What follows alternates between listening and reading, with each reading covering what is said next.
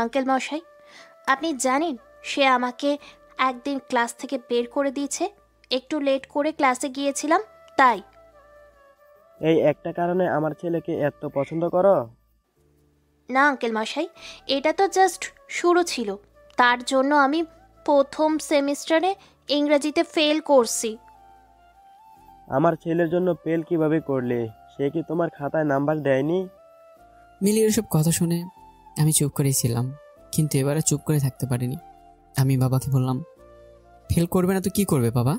তুমি জানো পুরো খাতা জুড়ে সে একটাই লিখেছে, আর সেটা কি জানো?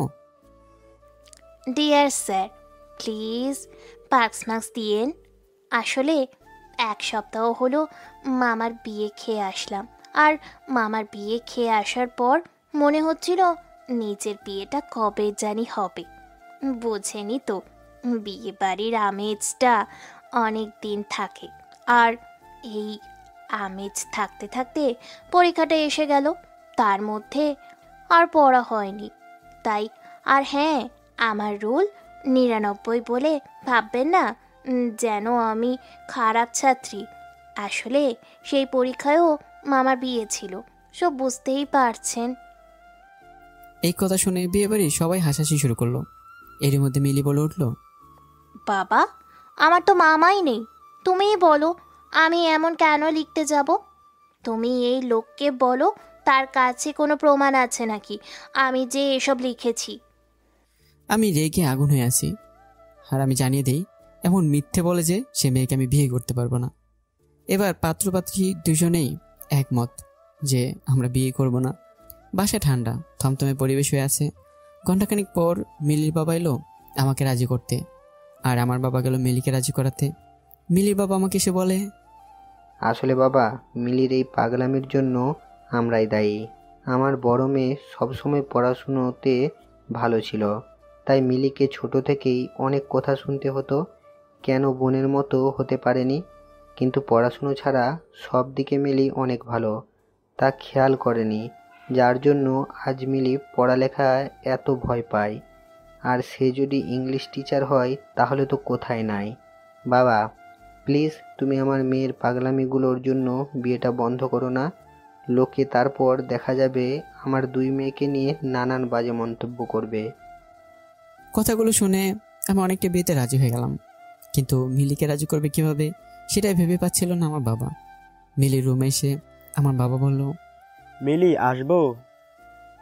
আসেন আঙ্কেল, কিছু বলবেন? মিলি, আমি তোমাকে কিছু ভালো বুদ্ধি দিব যদি তুমি চাও। জি আঙ্কেল, বলেন। তোমার কি ইচ্ছে করে না শুভকে রুম থেকে বের করে দিতে, যেমনটা তোমাকে করে দিয়েছিল? জি, মানে আঙ্কেল, ইচ্ছে তো সেই কবে থেকে করি, কিন্তু পসিবল তো আর না। অবশ্যই পসিবল। তুমি বিয়েটা করে ফেলো। যখন দেখবে শুভ লেট করে বাসায় আসছে, তখন শুভকে রুম থেকে বের করে দেবে, আর তখন আমি সাপোর্ট দিব। আর বাসায় শুভ যতক্ষণ থাকবে এত প্যারা দিবে যে সে কলেজে গিয়েও তোমাকে দেখেও না দেখার ভান করে। পড়া জিজ্ঞেস করতে তো দূরের কথা। ভালো না আইডিয়াটা? আঙ্কেল, ফেসবুক ইউজ করেন তো? মানে আইডিয়া তো ছিল, কিন্তু শুভর মা আর শুভ ইউজ করে দেয় না। তাদের মনে হয় এই বয়সে এসে ফেসবুক ইউজ করলে লোকে হাসবে। এখন থেকে ইউজ করবেন, এত ভয় পাবেন না। কি আমার বয়স আপনার হয়েছে বলেন তো? মাশাল্লাহ, এখনো ইয়ং লাগছে। আর হ্যাঁ, আমাকে একটা ফ্রেন্ড রিকোয়েস্ট দিবেন, তারপর রিলেটিভ লিস্টে অ্যাড দিবেন মেয়ে হিসেবে। তার মানে তুমি রাজি বিয়ে করতে? জি শ্বশুর আঙ্কেল। আমার বাবা মিলির শ্বশুর আঙ্কেল ডাক শুনে হাসি দিচ্ছিল। তার মনে হচ্ছিল মেয়েটা অনেকটা বাচ্চাদের মতো ইনোসেন্ট আর একটু পাগলাটে। তার মিলিকে অনেক পছন্দ হয়েছে ছেলের বউ হিসেবে। আমার বাবার বয়স হয়েছে ঠিকই, কিন্তু এই পাগলামিগুলো সে পছন্দ করে। সবার তো আর রোবোটিক্স জীবন পছন্দ হবে সেটা তো আর ভাবা যায় না। মিলিকে সে বলল, মিলি, তুমি তোমার মতো করে একটু সেজে আসো। আচ্ছা শ্বশুর আঙ্কেল। নীল শাড়ি পরে চোখে গাঢ় করে কাজল দিয়ে খোপাতে বেরি ফুলে মালা পিছিয়ে মিলি সবার সামনে এসছে। সবাই তো অবাক, এটা কারো বিয়ের সাজ হতে পারে? কিন্তু মিলিকে এখন কিছু বললে সেই বিয়েটাই করবে না, তাই সবাই চুপ। এভাবে মিলি আর আমার বিয়েটা হয়ে গেল। বিয়ের পর মিলি একটা মিষ্টি নিয়ে আমাকে খাওয়াতে যায়, আর আমি খাবো না বলে দিলাম। মিলি জোর করে একটা মিষ্টি খেয়ে বলে, করলা স্যার, নেন মিষ্টি খান, আর আপনার তিতো মুখটা মিষ্টি করেন। আমি বেচারা রেগে আগুন হচ্ছিলাম। মিলি মনে মনে বলছিল, করলা স্যার, এইটা মাত্র ট্রেলার ছিল, ফুল মুভি তো বাকি। এবার মিলির বিদায়ের পালা। কিন্তু মিলি তো কান্নাকাটি করছে না অন্য মেয়েদের মতো, বরং সে হাসি মুখ করে গাড়িতে উঠে যাচ্ছে। ঠিক তখনই মিলির বাবা আমার হাত ধরে বলে, বাবা প্লিজ আমার মেয়েটাকে দেখো, ও একটু পাগলাটে স্বভাবের, কিন্তু মেয়ে ভালো। আর বাবা, আমার মেয়ের পড়াশুনো কিন্তু এবার তোমার দায়িত্ব। আমি চাই না সবাই ভাবুক একটা অযোগ্য মেয়েকে আমি তোমার ঘাড়ে ঝুলিয়ে দিয়েছি।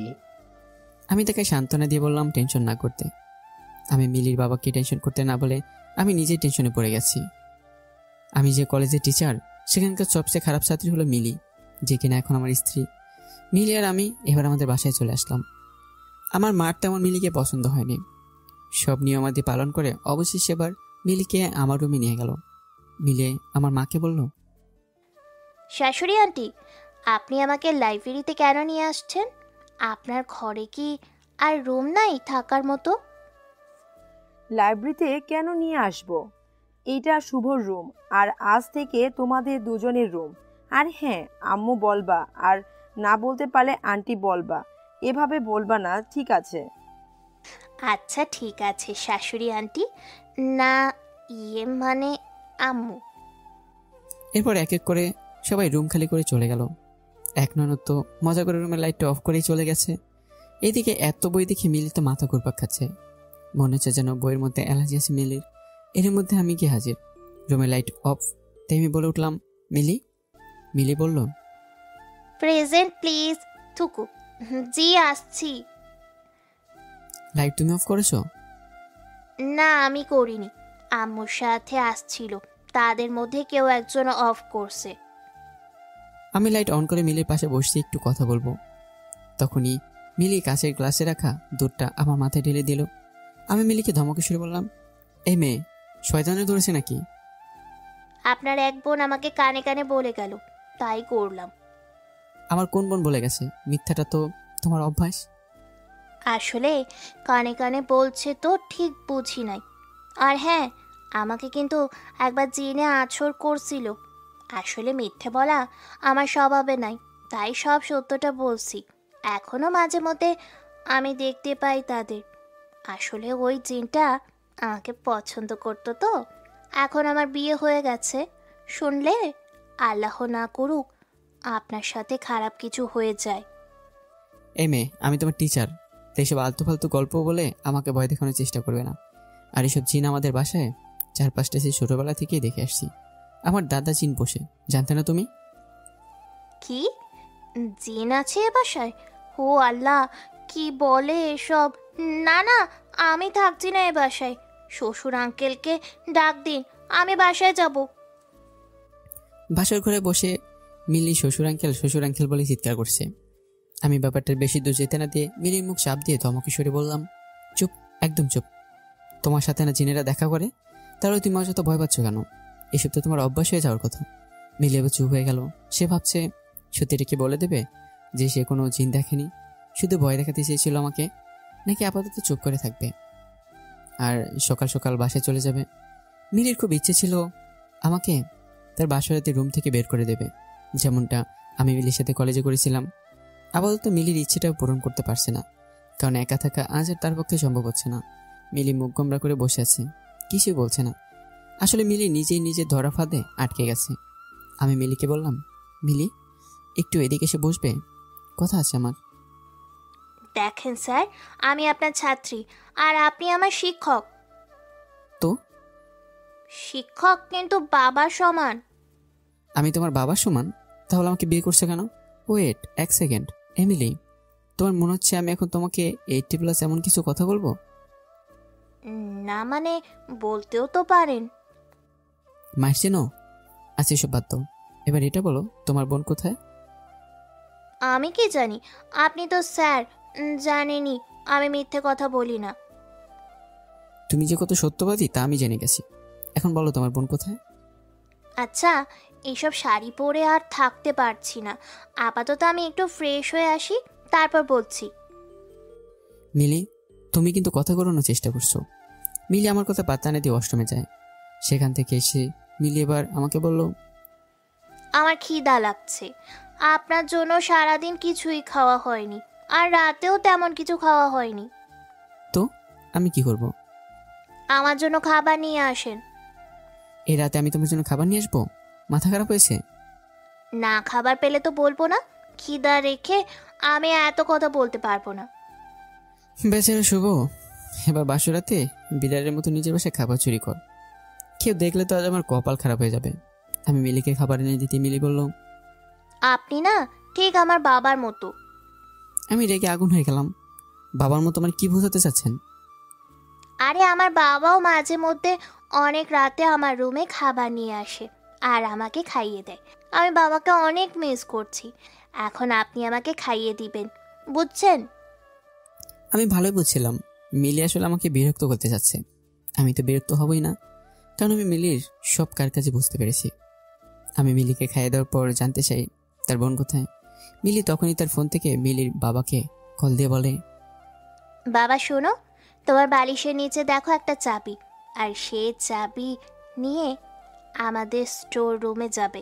সেখানে গিয়ে তালা খুললে আপুকে দেখতে পাবে। আপু হয়তো ঘুমিয়ে আছে, কিন্তু তুমি টেনশন করো না, আপু কিছু হয়নি। বেশি না, 4টা ঘুমের ওষুধ খাইয়েছিলাম। চোখে মুখে পানি দিলে, লেবু শরবত খাওয়ালে ঠিক হয়ে যাবে। ও পাশে মিলির বাবা কি বলেছিল সেটা অবশ্য আমি শুনতে পারিনি। ফোন রাখার পর বললাম, তুমি তোমার বোনকে স্লিপিং পিল কেন খাওয়াতে? কারণ সে বুঝতেই চাইছিল না যে আপনি মানুষ হিসেবে কত খারাপ। লাস্ট পর্যন্ত উপায় না পেয়ে এই কাজ করতে হলো। কি করব বলেন, বোনকে তো এমন অপাত্রের হাতে তুলে দিতে পারি না। আমার মাথা ঘুরছে এটা ভেবে যে এই মেয়ে কখন না জানি আমাকেও কতগুলো স্লিপিং পিল খাইয়ে দেয়। মিলি আমার দিকে তাকিয়ে মুচকি মুচকি হাসি দিয়েছে, আর তা দেখে বললাম, আর কি শয়তানি করে বাকি আছে সেগুলো করে ফেলো। স্যার, আসলে আপনার জন্য মায়া হচ্ছে।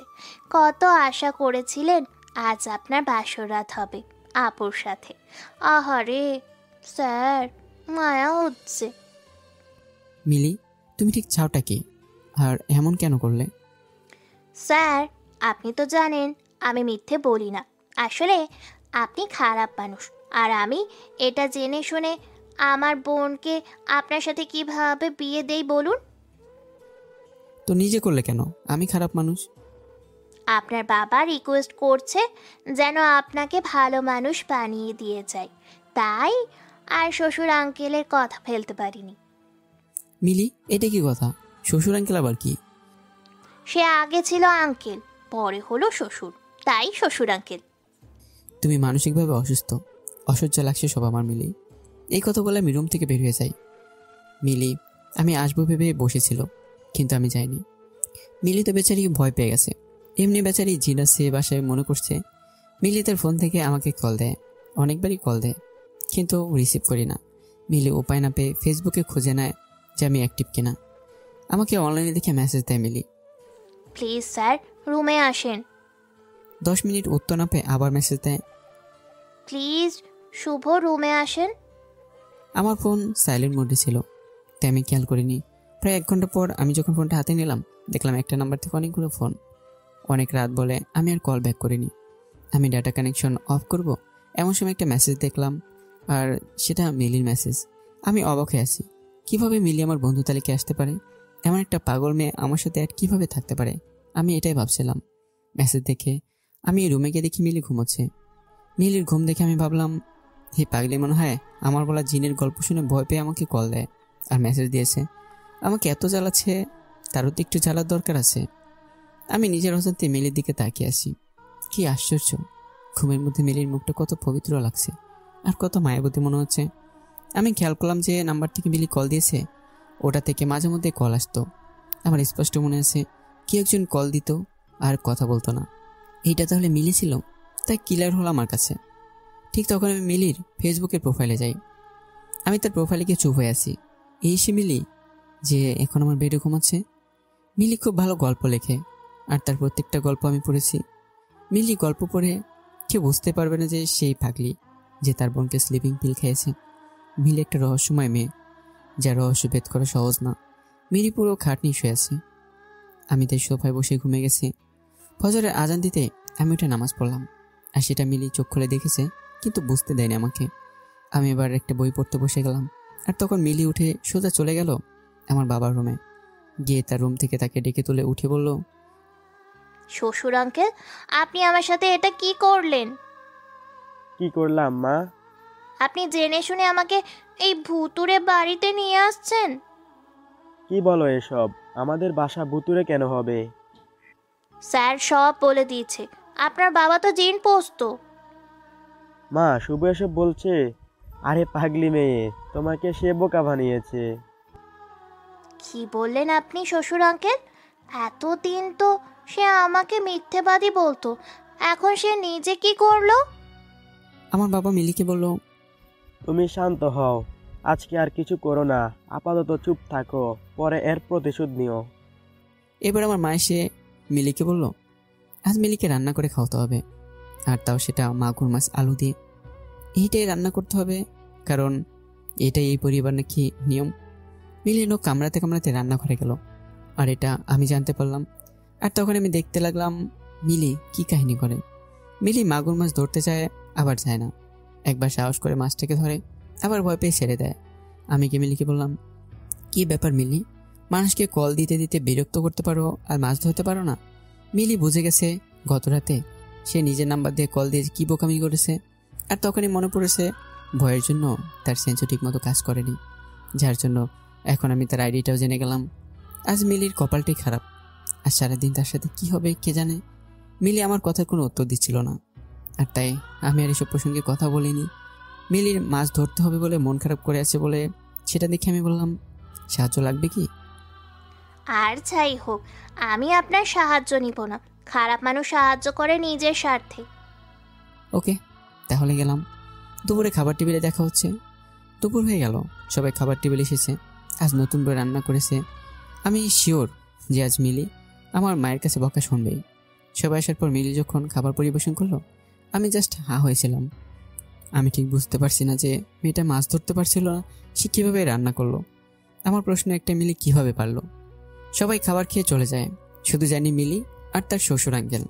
আমি আড়াল থেকে দেখছিলাম মিলি তার শ্বশুর আঙ্কেলকে শ্বশুর আঙ্কেল ধন্যবাদ বলছে। আর ঠিক তখন আমি গিয়ে বললাম, ও আচ্ছা, তাহলে এইসব হয়েছে। আমি তো বলি কিভাবে মিলি রান্না করলো এই মাছ। মিলি আর তার শ্বশুর একটা হাসি দিল। মিলি অনেকদিন হলো কলেজ যায়নি। মিলি আজ বেশ কিছুদিন পর কলেজ যাবে, আর সে কলেজ যাওয়ার আগেই আমাকে রুমে দেখে দরজা লক করে চলে গেছে। কলেজে মিলি আর আমার বের কথা সবারই জানা হয়ে গেছে একদিনেই, কিন্তু তবুও মিলিকে দেখে তারা এমন আগ্রহের দৃষ্টিতে দেখছে মনে হচ্ছে মিলি একটা এলিয়েন। মিলি এদের সব পাত্তা না দিয়ে তার ক্লাসরুমে গেল, আর সেখানে গিয়ে অবাক হয়ে গেল এটা দেখে যে তার বান্ধবীরা তাকে এমনভাবে আদর করে কথা বলছে, মনে হচ্ছে মিলি তাদের পরীক্ষার খাতার নাম্বার বাড়িয়ে দেবে।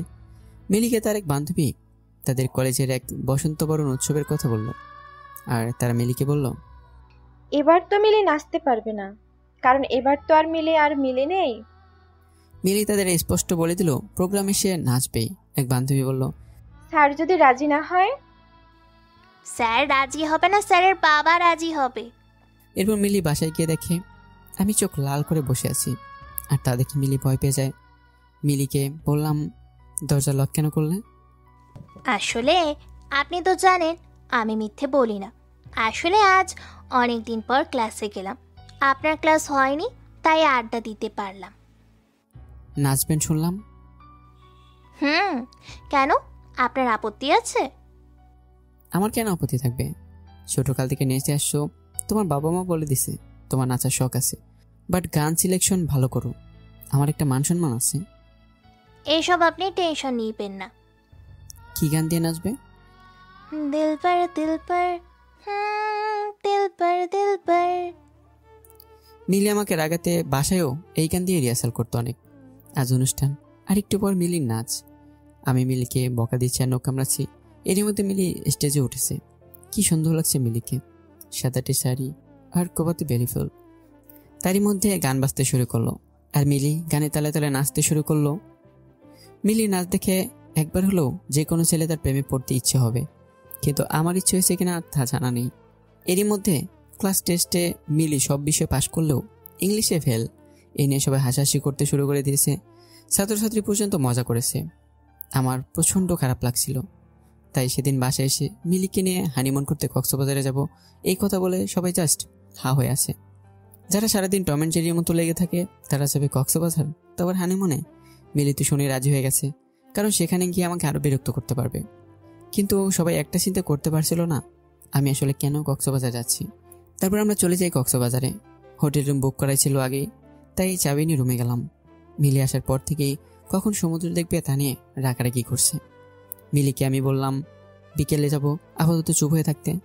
বিকেল হয়ে এলো, মিলি আর আমি সমুদ্র দেখতে গেলাম।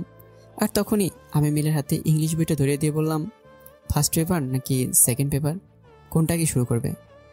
মিলি তো তখন ভ্যাবে করে কান্না করে দেবে এমন অবস্থা। মিলি, কান্নাকাটি করলে লাভ হবে না, তাই অযথা পানি অপচয় করবে না। মিলি আমাকে বলল, স্যার, আপনি তো জানেন আমি মিথ্যে বলি না। আসলে আমার মাথায় এইসব থাকে না। আমি পড়ালেখা তেমন ভালো না। প্লিজ, আমি এসব পারবো না। যে মেয়ে কিভাবে একজন মানুষকে এত জ্বালানো যায় এটা জানে, আর সে পড়াশোনা পারবে না তা কি হয়? আর তুমি ভালো গল্প লেখো, আমি গল্পগুলো পড়েছি, তাই আমার মনে হচ্ছে না তুমি পড়াশোনা করলে ফেল করবে। প্লিজ স্যার, এমন জোর করে আমার পড়া হয় না। আমার ইচ্ছে না হলে পড়লেও সেগুলো মাথায় থাকবে না, আর তখন পড়েও লাভ হবে না। আর এখানে তো মনোযোগও থাকবে না পড়াতে। আমি মিলির কোনো কথা শুনতে রাজি না। মিলি এখানে একা, তাই কিছু বলতে পারছে না। মিলি এখানে আমরা যতদিন ছিলাম তার 1 ঘন্টার জন্য বাইরে যেতে দেয়নি, এমনকি বইয়ের হাত থেকে ছাড়তে দেয়নি। বেচারে মিলি হয়তো এমনটা স্বপ্ন চিন্তা করেনি। আমরা 7 দিন কক্সবাজারে থেকে এসে টেস্ট পরীক্ষা শুরু হয়ে যায়। মিলি পরীক্ষা দিচ্ছে, কিন্তু রেজাল্টের চিন্তায় আমার ঘুম আসছে না। আমি নিজেকে বারবার বলছি কেন যে সেদিন বিয়ে করতে রাজি হয়ে গেলাম। ইংলিশ খাতাটা মিলির আমার কাছে এসেছে, আর তা দেখে আমি আর আমার পরিবারের সবাই তাকে রুমে নিয়ে এসেছি। মিলি লাল লাল করে আছে চোখ, এই বুঝি পানি গড়িয়ে পড়বে। সবাই এসে মিলি রুমে হাজির, আর সবাই চোখে কি হয়েছে তা জানার আগ্রহে বেশ স্পষ্ট বুঝতে পারছে মিলি। আমার বাবা বলল, কি রে, সবাইকে আসতে বললি কেন? কিছু হয়েছে? বাবা, এটা মিলি টেস্ট পরীক্ষার খাতা, আর সে কি করেছে জানেন? কি? আমি তাকে পাস মার্ক নাম্বারও দিব সেই অপশনটা পর্যন্ত রাখিনি। বুঝতে পারছেন আপনি কি পরীক্ষা দিয়েছে? আচ্ছা, বুঝছি। এত রাগ দেখাচ্ছিস যে মেয়েটা কত ভয় পেয়ে আছে, দেখছিস না? ও, আর ভয় হাসালে বাবা। শুভ, থাক, এবার বাদ দে। সামনে পরীক্ষাগুলো ভালো করে দিবে। বাবা, তুমি মিলিকে বলো আমি তাকে নিয়ে কক্সবাজারে কেন গিয়েছিলাম। কি রে মা, শুভ কক্সবাজারে কেন নিয়ে গিয়েছিল? মিলি আস্তে আস্তে বলছে, পড়াতে। দেখেছো বাবা, কি না করেছিলাম এই মেয়েটার জন্য। চেয়েছিলাম শুধু সে পাশ করে যাক, ইংলিশে এতটুকুই, বাট সে আমাকে দামই দিল না। আমাদের কলেজের টেস্টে যে ফেল করে সে তো বোর্ড পরীক্ষা দিতে পারে না, তা কি তোমরা জানো না? এখন প্রিন্সিপাল শুধুমাত্র ওর জন্যই নিয়মটা রাখিনি। এটা আমার কাছে কতটা লজ্জার তোমরা কি বুঝবে বলো। মিলে চুপ করে আছে আর সব শুনছে, আর চোখ দিয়ে গড়িয়ে পানি পড়ছিল। এবার আর আটকাতে পারেনি মিলির শাশুড়ি এবার বলছে, কেউ তো শুনলো না, দেখেছো এবার আমাদের পরিবার একই দিন দেখতে হলো। আমার বিসিএস ক্যাডার ছেলের বউ কিনা শেষমেশ কলেজ পার করতে পারলো না। এই কথা পাড়াপড়শিরা মানুষ শুনলে মান সম্মান কি কিছু থাকবে? থাকবে না। সবাই হাসাহাসি করবে আমাদের নিয়ে। এই মেয়ের বাবা তো আমাদের ঠকিয়ে ভালো মেয়ে দেখিয়ে পাগল মেয়ের সাথে বিয়ে দিয়ে দিয়েছে। আমার বাবা সবাইকে চুপ করতে বলে। কেন চুপ করবে? কেন বাবা বলেন তো?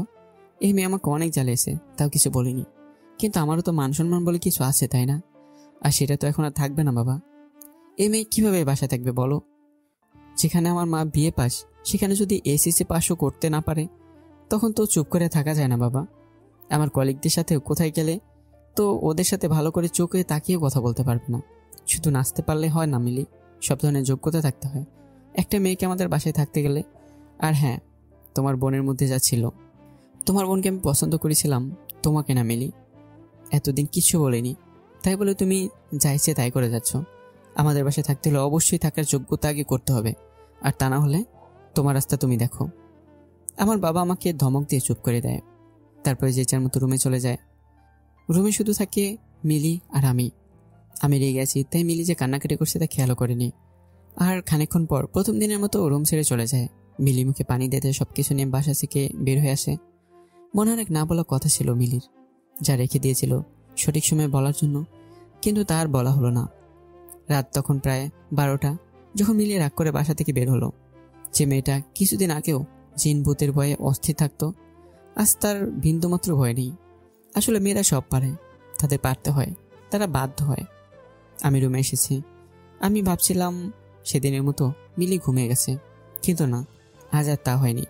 মিলিকে আমি রুমে দেখতে না পেয়ে ওয়াশরুমে চেক করি, কিন্তু সেখানেও মিলি নেই। আমি এবার ভয় পেয়ে যাই। ঠিক তখনই ঘাটের উপর মিলির একটা চিরকুট দেখতে পেলাম। চিরকুটে লেখা, আমি আপনার যোগ্য না, এই কথাটা সত্যি, আর তাই আপনাকে মুক্ত করে দিয়ে গেলাম। আমার বাসায় দয়া করে কল দিয়েন না, আর যদি দেনও তাহলে কিন্তু আপনি নিজেই ঝামেলাতে পড়ে যাবেন। কোনো যোগ্যতা সম্পন্ন BCS ক্যাডার দেখে আবার বিয়ে করে নিন, আর তাকে খুব গর্ব করে কলিগদের কাছে নিয়ে যাবেন। আর আপনার মাও পাড়া প্রতিবেশীদের কাছে মুখ দেখাতে পারবে, তাকে লজ্জা পেতে হবে না। আমি ভুল করে আপনার জীবনে এসে আর আমি আমার ভুল শুদ্ধি করে গেলাম। আমাকে নিয়ে ভাববেন না। ভালো থাকুন। মিলি চিরকুটটা দেখে আমি বুঝতে পারছিলাম আজ হয়তো বেশি বলে ফেলেছি। এভাবে না বললে হয়তো পারতাম, কিন্তু এখন মিলি কোথায় তাই আমি বুঝতে পারছি না। মিলি চিরকুটে স্পষ্ট উল্লেখ করেছে তার বাসায় না বলতে এসব কথা। আমি আমার বাবা মা সবাইকে ডেকে নিয়ে আসলাম রুমে। সবাই বলতে শুরু করলো আবার কি হয়েছে। তখন আমি বললাম, বাবা, মিলি বাসা ছেড়ে চলে গেছে। কি বলছিস? হ্যাঁ বাবা। তুই কোথায় ছিলি? আটকাতে পারলি না? আমি রুমে ছিলাম না। তখন বারবার বলেছিলাম শুভ চুপ কর, শুভ চুপ কর, কিন্তু তুই আর তোর মা তো আমার কথাই শুনলি না। বাবা, আমার জায়গায় তো তুমি থাকলে রাগ করতে না? করতাম, কিন্তু বাড়াবাড়ি না। আমি বাড়াবাড়ি করেছি কোথায়? শুভ, মিলিকে আমি তোর সাথে বিয়ে দিয়ে নিয়ে এসেছি। মিলি জোর করে কিন্তু বিয়ে করেনি। সবার কিন্তু সব গুণ থাকে না। তুই যেমন BCS ক্যাডার, কিন্তু তোরে যদি নাচতে বলি তুই পারতিস নাচতে? আরে সবাইকে তোর মতো BCS ক্যাডার হতেই হবে, না হলে তোর যোগ্য হবে না। আজকে একটা শিক্ষিত মেয়ে আসলে তোরে সুখী করতে পারবে। তোর মা পাড়া পড়োশির সাথে যদি ভালো ব্যবহার না করে, শুধুমাত্র শিক্ষিত হলেই হয়ে যাবে। বাহ বাহ শুভ। বাবা, তাই বলে এসিসি পাশও করতে পারবে না? আমার মান সম্মান থাকবে? তুমি বলো। আরে শুভ, তোর চেয়ে বেশি চিনি আমি এই দুনিয়ার মানুষদের। শিক্ষিত এক মেয়ে যখন দিনের পর দিন তোর সাথে ছোটখাটো ব্যাপার নিয়ে ঝগড়া করবে, তখন তুই লোক দেখানো সে সম্মান দিয়ে কি করবি? আমার কথাগুলো সিনেমা ডায়লগের মতো হলেও এটাই সত্যি, যে শিক্ষিত বা যোগ্যতা সম্পন্ন মেয়ে হলে তার সাথে সুখে শান্তিতে সংসার করা যায় না। এই মেয়েটার স্বভাব শিশুদের মতো, তাই এত কিছু ভেবে কথা বলে না, কিন্তু কখনো আমাদের কাউকে কষ্ট দেয়নি। তুই ভুল করছিস, অনেক বড় ভুল। শুভ, তুই তা বুঝবি আস্তে আস্তে। বাবা, এখন আর এত কিছু শুনতে পারবো না। চলো মিলিকে খুঁজি, এখনো বেশি দূর যাইনি হয়তো। আমি মিলিকে খুঁজবো না। আমার আজ আর খুঁজতে যাওয়ার মতো মুখ রাখিসনি। তোর যা ইচ্ছে হয় তুই তাই কর শুভ। আমি আর কোনো কথা না শুনে বাসা থেকে বের হয়ে মিলিকে খুঁজতে লাগলাম। মিলির ফোন সুইচ অফ, আর ফেসবুক আইডিও ডিঅ্যাক্টিভ। এই মেয়েটা যে কিনা আমাকে সারাক্ষণ জ্বালাতো, এখন থেকে আর সে জ্বালাবে না, তাই ভেবে প্রায় আমি অস্থির। আমি মিলিকে এমনভাবে খুঁজছিলাম মনে হচ্ছিল খুব কাছের কাউকে হারিয়ে ফেলেছি। মিলি করে মাঝরাতে চিৎকার করেছি, কিন্তু মিলি কোনো সারা শব্দ পায়নি। সকাল হয়ে গেছে, কিন্তু মিলিকে আমি খুঁজেই পাচ্ছি না। তাই 8টার দিকে বাসায় গেলাম। আমাকে একা দেখিয়ে বাসার সব লোকেরা বুঝে গেছে মিলিকে খুঁজে পাইনি। আমার মা বলল আমাকে আমার রুমে যেতে আর মুখটা ভালো করে ধুয়ে নিতে। সেই রাত থেকে তো কিছুই খাইনি। আমি রুমে এসেছি ঠিকই, কিন্তু সারা রুম জুড়ে কেমন মিলির সব স্মৃতি। মিলি না থেকেও মিলির অস্তিত্ব খুঁজে পাচ্ছি। মিলির দুধের গ্লাস থেকে দুধ ঢেলে দেওয়া, ভূতের গল্প পড়া, পড়তে না ছোঁয়া, বইয়ের গন্ধ পাওয়া, এইসব একে একে মনে পড়ছে আমার। মিলির পাগলামিগুলো মনে পড়লে আমি একা একাই হাসতাম। আমি ঠিক তখনই সিদ্ধান্ত নেই এই রুমে আর থাকবো না, আমি গেস্ট রুমে থাকবো। এভাবে 1 মাস যাওয়ার পর একদিন সকালে বাসায় কেউ আসে। আমি যখন সবাইকে দেখি তার কাছে যেতে, আমি গিয়ে দেখি রিমি এসেছে, যে কিনা মিলির বড় বোন। রিমি কি মনে করে এসেছে তাই বুঝতেছে না। রিমিকে দেখে সবাই অবাক, সবার মনে একই প্রশ্ন, এতদিন পর রিমি কেন আসলো? সে কি জানে না তার বোন আর এখানে থাকে না? মিলি কি তাহলে বাসায় গেল না? তাহলে এতদিন মিলি কোথায় আছে? এরই মধ্যে আমি রিমির সামনে চেটাতে বসে রিমিকে খুব শান্তভাবে প্রশ্ন করলাম, আমাদের বাসায় এতদিন পর কি মনে করে? রিমি মুখে হাসি দিয়ে বলল, কেন, এই বাসায় আসা বুঝি আমার বারণ? সবাই ফুল কনফিউজড হয়ে গেল। এতদিন মিলি তাহলে তাদের বাসায় যায়নি? এতদিনে মিলি তাদের বাসায় কিনা একবারও জানার প্রয়োজন ছিল? তা আমাদের পরিবারে সবাই ভাবছে, শুধু আমি ছাড়া। আমি রিমিকে প্রশ্ন করলাম, মিলি কেমন আছে? সেটা তো আপনার জানার কথা। রিমি, আমি ভালো করেই জানি মিলি আর কারোর সাথে যোগাযোগ না রাখলেও তোমার সাথে রাখবে। হ্যাঁ, তো বেশি কনফিডেন্স? জি, আমি তোমার বোনকে চিনি। চিনেন? সত্যি? হেয়ালি না করে বলো তো, কি মনে করে এসেছো? আচ্ছা আচ্ছা, বলছি। এত রাগ করছেন কেন মিস্টার শুভ? আপনি নাকি আমাকে পছন্দ করতেন। আর এই যে আন্টিজি, আপনার নাকি আমার মতো শিক্ষিত যোগ্য ছেলের বউ দরকার ছিল। এবার সবার শ্বাস প্রশ্বাস স্বাভাবিক হয়েছে। তার মানে মিলির সাথে রিমির কথা হয়েছে। আমি জানতাম মিলির সাথে তোমার যোগাযোগ আছে। এ মেয়ে এত বোকা না। এই যে ডিভোর্স পেপার নিন, সিগনেচার করেন, আর আমাকে বিয়ে করেন। কি বলছেন এসব? মাথা ঠিক আছে তোমার রিমি? মাথা খারাপ হওয়ার মতো কি আমি কিছু বলেছি? তোমার কি মনে হচ্ছে না তা রিমি? কই না তো। আমার বোন আপনাদের বাসার যোগ্য না, তাই তাকে এত কথা বললেন। তাই আমার বোন তার ভুল বুঝতে পেরেছে। আমার সাথে তো আপনার বিয়ে হওয়ার কথা, তাই না? এখন কি প্রবলেম? কথা ছিল রিমি, কিন্তু সেটা তো আর হয়নি। তাতে কি, আমি তো এখন রাজি আপনাকে বিয়ে করতে। আপনার তো আমাকে পছন্দ, আর আমি শিক্ষিত। আর মিলিও এইটাই চাচ্ছে। দেখেন, সে ডিভোর্স লেটারে সিগনেচার করে দিয়েছে। সে এখন এইটাই চাচ্ছে, যাতে আমরা আবার নতুন করে জীবন শুরু করতে পারি, যা ভুল সে করেছে তা পরিশুদ্ধ করতে পারে। আসলে সেই রাতে মিলি নিজের যোগ্যতা, নিজের স্থান এই বাসায় কোথায় তা বুঝতে পেরেছিল। আর তখনই সিদ্ধান্ত নেয় আপনার সাথে আমার বিয়েটা দিয়ে দেবে। আর তাই সে চলে গেছে। আমি আসতে একটু সময় নিয়েছি। সব কিছু আবার নতুন করে শুরু করতে একটু তো সময় লাগেই। আমি মনে হয় আকাশ থেকে বললাম। আমি কি বলবো ভেবে পাচ্ছি না। কি বা বলা যায় তখন? রিমি আর কিছু তো ভুল বলেনি। আমি অনেকটা রেগে গিয়ে বললাম, তোমরা দুই বোন কি শুরু করেছো? একজন জোর করে বিয়ে করছো, অন্য আরেকজন জোর করে ডিভোর্স দিতে বলতেছো। আমার কি কোনো মতামত নেই? আপনার মতামত ছাড়া বিয়েটা কি হয়েছিল? না। তাহলে? দেখো রিমি, আমি এখন ডিভোর্স নিয়ে চিন্তা করছি না। আচ্ছা, এখন দিতে হবে না, কিছুদিন সময় দেই তাহলে। কতদিন সময় লাগবে? আজব তো, কি শুরু করলে? কি করলাম? আচ্ছা, আপনাকে 1 সপ্তাহ সময় দিচ্ছি, ভেবে বলেন। আর এই 1 সপ্তাহ আমি এখানেই থাকবো। আমি চুপ। আসলে হয়তো কি বলবো ভেবে পাচ্ছি না। রিমি মিলি শাশুড়িকে গিয়ে বলে, আন্টিজি, আপনি এত পড়ালেখা করে কি করলেন? চাকরি তো করলেন না। আচ্ছা, বাদ দেন এসব। আপনি এটা বলেন, কি কি রান্না বান্না করতে পারেন? আসলে আমি তো চাকরি করব, আমাকে তো আপনার রান্না বাড়া করে খাওয়াতে হবে। আর শুধু আমাকে না, আমার বাচ্চা কাচ্চা সব তো আপনাকেই রাখতে হবে। আমি যদি জব করি, আপনি আপনার পাড়া প্রতিবেশীদের কাছে কত গর্ব করে বলতে পারবেন, আমার বৌমা তো বিসিএস ক্যাডার, তাই না? পড়ালেখা না পারলে হয়? বলেন তো আন্টিজি। হয় না তো, একদম হয় না, তাই না আন্টিজি? মা বুঝে গেল রিমি কেন এসব বলছে, তাই সে আর প্রতিবাদ করেনি। রাতে রিমি মিলি যে রুমে ঘুমতো সে রুমে গেল থাকতে, আর আমি তো গেস্ট রুমে থাকি। আমি আসলাম রিমির সাথে দেখা করতে। আমি বললাম, রিমি আসবো? অনুমতি নেওয়ার কিচ্ছু নেই, আর মাত্র কিছুদিন, তারপর এই রুম দুজনের। রিমি তুমি কি চাচ্ছ? দেখেন, আমার বোনকে আপনি বিয়ে করেছেন যেখানে আমার বিয়ে করার কথা। আমি কিন্তু মিলি বিয়ে করেছে বলে রাগ করিনি, কিন্তু যখন মিলি যোগ্য না বলে আপনারা তার সাথে খারাপ আচরণ করলেন, তার মানে আপনি মিলির সাথে সংসার করবেন না। তাহলে মাঝখানে আমি কেন সব ছেড়ে দেব? বিয়ে যেহেতু আবার করবেন, তাহলে আমাকেই কেন নয়? রিমি, আপাতত আমি আবার বিয়ে করবো এমন কিছুই ভাবিনি। ভাবেননি কেন? আর তাছাড়া ভাবার কিছু নেই এখানে। আপনি 1 মাসে মিলির খবর নিয়েছেন? নেননি তো। তাহলে এখন মিলির সাথে আপনার বিয়েটা শুধু নামমাত্র বিয়ে হয়ে গেল। তাই আমি চাচ্ছি যা হয়েছে সব ভুলে আমরা আবার নতুন করে সব শুরু করব। আমি চুপ করে আছি দেখে রিমি বলল, আচ্ছা, এই বাসায় না কি ভূত আছে?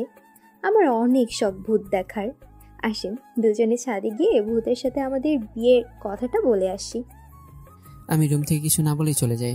রিমি দরজা বন্ধ করে ঘুমিয়ে গেল। তারপর দিন মিলি মাকে বলল, আচ্ছা আন্টিজি, এই যে বাংলাদেশ নতুন স্যাটেলাইট পাঠালো মহাকাশে, তা নিয়ে আপনার মতামতটা একটু বলেন। পাকা আম গাছ থেকে পড়লে যেমন হয়, ঠিক মার মুখটাও তেমন হয়ে গিয়েছিল। আচ্ছা এসব বাদ দিন, চলেন আমরা সাহিত্য নিয়ে একটু আলাপ করি। আচ্ছা আন্টিজি, আপনি রবীন্দ্রনাথের শেষের কবিতা উপন্যাসটা পড়েছেন? লাবণ্যকে ভালো লেগেছে? না না, আপনার তো লাবণ্যকে ভালো লাগার কথা না। মায়ের কথা না বলে বাংলার পাঁচের মতো মুখ করে কি জানি বিড়বিড় করতে করতে রান্নাঘরে চলে গেল। রিমি এবার আমার রুমে এসে বলল, শুভ, আপনি কি করছেন? কিছু না। কলেজে গেলেন না কেন? মুড ঠিক নেই? আচ্ছা, এখন তো মিলি নেই, সে আপনাকে বিরক্ত করছে না, তাও আপনার মুখে হাসি নেই কেন? রিমি, আপনি কিছু বলতেন? না, আমি তো আপনার সাথে পড়তে আসছি। আচ্ছা, আপনি পথের পাঁচালী পড়েছেন? না, পড়িনি, আর এখনো পড়ব না। না কেন? এখনই পড়বেন। আর ভালো কিছু বইয়ের নাম বলেন যেগুলো আমি পড়তে পারি। রিমি, সবসময় সবকিছু করতে ভালো লাগে না। কক্সবাজারে বসে ইংলিশ পাঠ্য বই পড়তে ভালো লাগে, আর ছুটির দিনে গল্পের বই পড়তে আপনার ইচ্ছে হচ্ছে না? না না না, আমি তো সব বিশ্বাস করি না। চলেন বই পড়ি। আমি আবারও কিছু না বলে রুম থেকে চলে যাই। এভাবেই এক সপ্তাহ কাটার পর রিমি সবাইকে ডেকেছে। বাসায় সবাই উপস্থিত, শুধু একজনকে দেখা যাচ্ছে না, আর সে হলো আমার বাবা। সে বেশ কিছুদিন হলো অফিসের কাজে দেশের বাইরে আছে। আচ্ছা, এবার বলেন আমাদের কবে বিয়েটা হচ্ছে? শুভ, আপনি শুনতে পাচ্ছেন? আমার দেওয়ার সময় আজ শেষ হচ্ছে, তাই তাড়াতাড়ি বলেন। আমি ডিভোর্সও দেব না, আর তোমাকে বিয়ে করব না। তাহলে কি করবেন? জানি না। সব কিছু এমনই থাকবে? থাকুক না, তোমরা দুই বোন আমাকে যা বিরক্ত করছো, এবার না হয় আমি একটু বিরক্ত করি। ডিভোর্সের কাগজটা নিয়ে যাও। আমি কিন্তু এতদিনে মিলিকে একটু পছন্দ করে ফেলেছি, কিন্তু আমার ইগোর জন্য আমি বলতে পারছি না যে মিলি যেমনই হোক আমি মিলির সাথে সংসারটা করব। রিমি তারই মধ্যে বলতে শুরু করলো, শুভ, আপনাকে আমি সত্যি ভালো ভেবেছিলাম, তাই এখানে এসেছিলাম। ভাবছি ভুল মানুষের হতেই পারে, আর তাই ভুলগুলো শুদ্ধ করতে আপনাকে সময় দিতে আমি এসেছিলাম। কিন্তু আপনি বা আপনারা পরিবারের কেউই কিন্তু ভুলগুলো ঠিক করে বলেননি যে আমরা ভুল করেছি। মেয়ে শিক্ষিত হলেই খারাপ হবে আর অশিক্ষিত হলেই ভালো হবে, তাও কিন্তু আমি বলিনি। আপনাদের পরিবারের কেউ যদি পড়ালেখা না করে, আপনারা কি তাকে বাসায় থাকার যোগ্য মনে করবেন না? শুভ, আপনি এটা কবে বুঝবেন যে সুখী হতে হলে সম্পর্কে বোঝাপড়া লাগে, আর যেটা আপনি আর মিলির মাঝে ছিল, ডিভোর্স লাগবে না, মিলিকে আমরা নিয়ে আসব, এইটাই তো কেউ বলেনি। শুভ, আপনার এত ইগো। আমি তো কি, আমার বোনকেও আর কখনো আপনাদের বাসায় আসতে দেব না। আপনারা ভালো থাকবেন। আজ মিলির এইচএসসি পরীক্ষা। আজ সকাল থেকে মিলি টেনশনে আছে, কি যে হবে তার পরীক্ষার। এতদিন ক্লাস করা হয়নি, বাসায় যা পড়াশোনা করেছে তাই যা। রিমি মিলিকে বলছে, পরীক্ষার হলে একদম নার্ভাস হবি না, আর কোনো ব্যাপারে টেনশন নিবি না, যা হবার তাই হয়েছে, আর তো তাই হবে। আপু, টেনশনের কিচ্ছু নেই, আমি জানি কি করতে হবে আমাকে। হ্যাঁ, তা তো জানি। আমি তোকে অনেক ভরসা করি রে বোন। শোন, আমি কিন্তু আজ পরীক্ষার হলে নিয়ে যাব, একা দেব না যেতে। আপু, তোমার যেতে হবে না, আমি পারবো একাই যেতে। তুই শিওর? আরে হ্যাঁ আপু, ব্যাপার না, তোমাদের মিলি হলো বিচ্ছু মেয়ে, সো নো টেনশন। সকাল 9টা বেজে গেল। মিলি পরীক্ষা হলের সামনে। মিলি সিট পড়েছে তাদের বাসা থেকে একটু দূরের কলেজে, আর আজ প্রথম পরীক্ষা, তাই একটু আগেই চলে আসলো মিলি। কলেজ ড্রেস পরা এই মিলি যেন সেই বাচ্চা পাগলি মিলি। মিলি কলেজের গেটের সামনে দাঁড়িয়ে সিট প্ল্যান দেখছে, আর ঠিক তখনই কেউ একজন মিলির হাত ধরে টেনে সামনের দিকে হাঁটা দিচ্ছে। মিলে ভয় পেয়ে চিৎকার করছে আর বলছে, আরে কি করছেন? হাত ছাড়েন বলছি। কি হলো? হাত ছাড়েন বলছি। লোকটা মিলের হাত ছেড়ে দিয়ে বলে, এত ভয়? স্যার আপনি? কি হয়েছে? সেটা তো তোমার জানার কথা। সেদিন এভাবে চলে গেল কেন? এমনি। এমনি মানে? এমনি মানে এমনি। মিলে আসলে আমি তোমাকে... হ্যাঁ আসলে আপনি আমাকে কি? আমি ঘড়ির দিকে চেয়ে দেখি 9:30 বেজে গেছে। আচ্ছা আজ থাক, পরীক্ষা দাও, পরের দিন বলবো। তোমার সিট পড়েছে 2 তলায় 6 নম্বর রুমে। আর হ্যাঁ, তোমার নতুন ফোন নাম্বারটা দাও তো। আমি ফোন ইউজ করি না। আপুর ফোনে কল দিতে পারেন অনেক প্রয়োজন হলে। ধুর, রিমিকে কল দিতে হবে না, থাক, কল দিতেই হবে না। আচ্ছা আজ পরীক্ষার সময় হয়ে গেছে, পরীক্ষা দিয়ে আসো, দেখা হচ্ছে আগামীকাল। ঠিক তারপরের দিনই মিলির সাথে আমি দেখা করি। মিলি আমাকে বলে, স্যার আপনি কিছু বলতেন, ভুলে গেছেন? না, ভুলবো কেন? তাহলে বলেন। আসলে আমি এসেছিলাম... জি। মিলি, আসলে আমি তোমাকে সরি বলতে চাই। তো বাধা কে দিচ্ছে? না মানে, তোমারও মনে হয় আমার সরি বলা উচিত? সেটা তো জানি না। আচ্ছা মিলি, আমি না পারি না কাউকে সরি বলতে, তুমি বুঝতেছো তো? জি। তাহলে কিছু বলো না কেন? বলার কিছু তো নেই। আচ্ছা স্যার এসব থাক। স্যার আমাদের জন্য দোয়া করবেন যেন আপনার মান সম্মান রাখতে পারি। আসলে আপনাকে আমি ডিভোর্স দিয়েছি, এটা তো আর কলেজের কেউ জানে না। তাই আমের রেজাল্ট খারাপ করলে সবাই আপনাকেই খারাপ বলবে। স্যার পরীক্ষা শুরু হয়ে যাবে, আমি যাচ্ছি। আর প্লিজ এভাবে আর আসবেন না। আমার ক্লাসমেটগুলো হাসাহাসি করে। মিলি, তোমার সাইন করে ডিভোর্স লেটারে আমি সাইন করিনি। মিলি কিছু না বলেই চলে গেল। এমন ভাব করলো মনে হলো কিছু শুনতে পাইনি। হয়তো এবারে কিছু বলতে চাচ্ছিল, কিন্তু বলার হয়ে ওঠেনি মিলির। ঠিক এর আগের বারের মতো মিলি আমাকে আসতে মানা করেছিল, তাই আজ আর আমি যাইনি মিলির পরীক্ষার হলের কাছে। কারণ হচ্ছে সে এক আমার ইগো। আমার অনেকবার ইচ্ছে হচ্ছিল যাব মিলির কাছে, কিন্তু আমার সেই ইগোর শোনা যাওয়া হয়নি। মিলির পরীক্ষা শেষ হয়ে গেল, আর এদিকে আমার কাজের চাপও বাড়তে লাগলো। নতুন ক্লাস, নতুন ছাত্রছাত্রী, কিন্তু দিন শেষে বাসায় গিয়ে আমি একজনকে প্রচণ্ড মিস করি, আর সে মিলি। আমি চিন্তা করলাম, এই মিলি যে কিনা সারাদিন আমার পিছনে লেগে থাকতো, হয় ক্লাসে নয়তো ফেসবুকে, আর না হয় ফোনে। আর সে মিলি কতদিন হলো একটিবারেরও খোঁজ নিল না।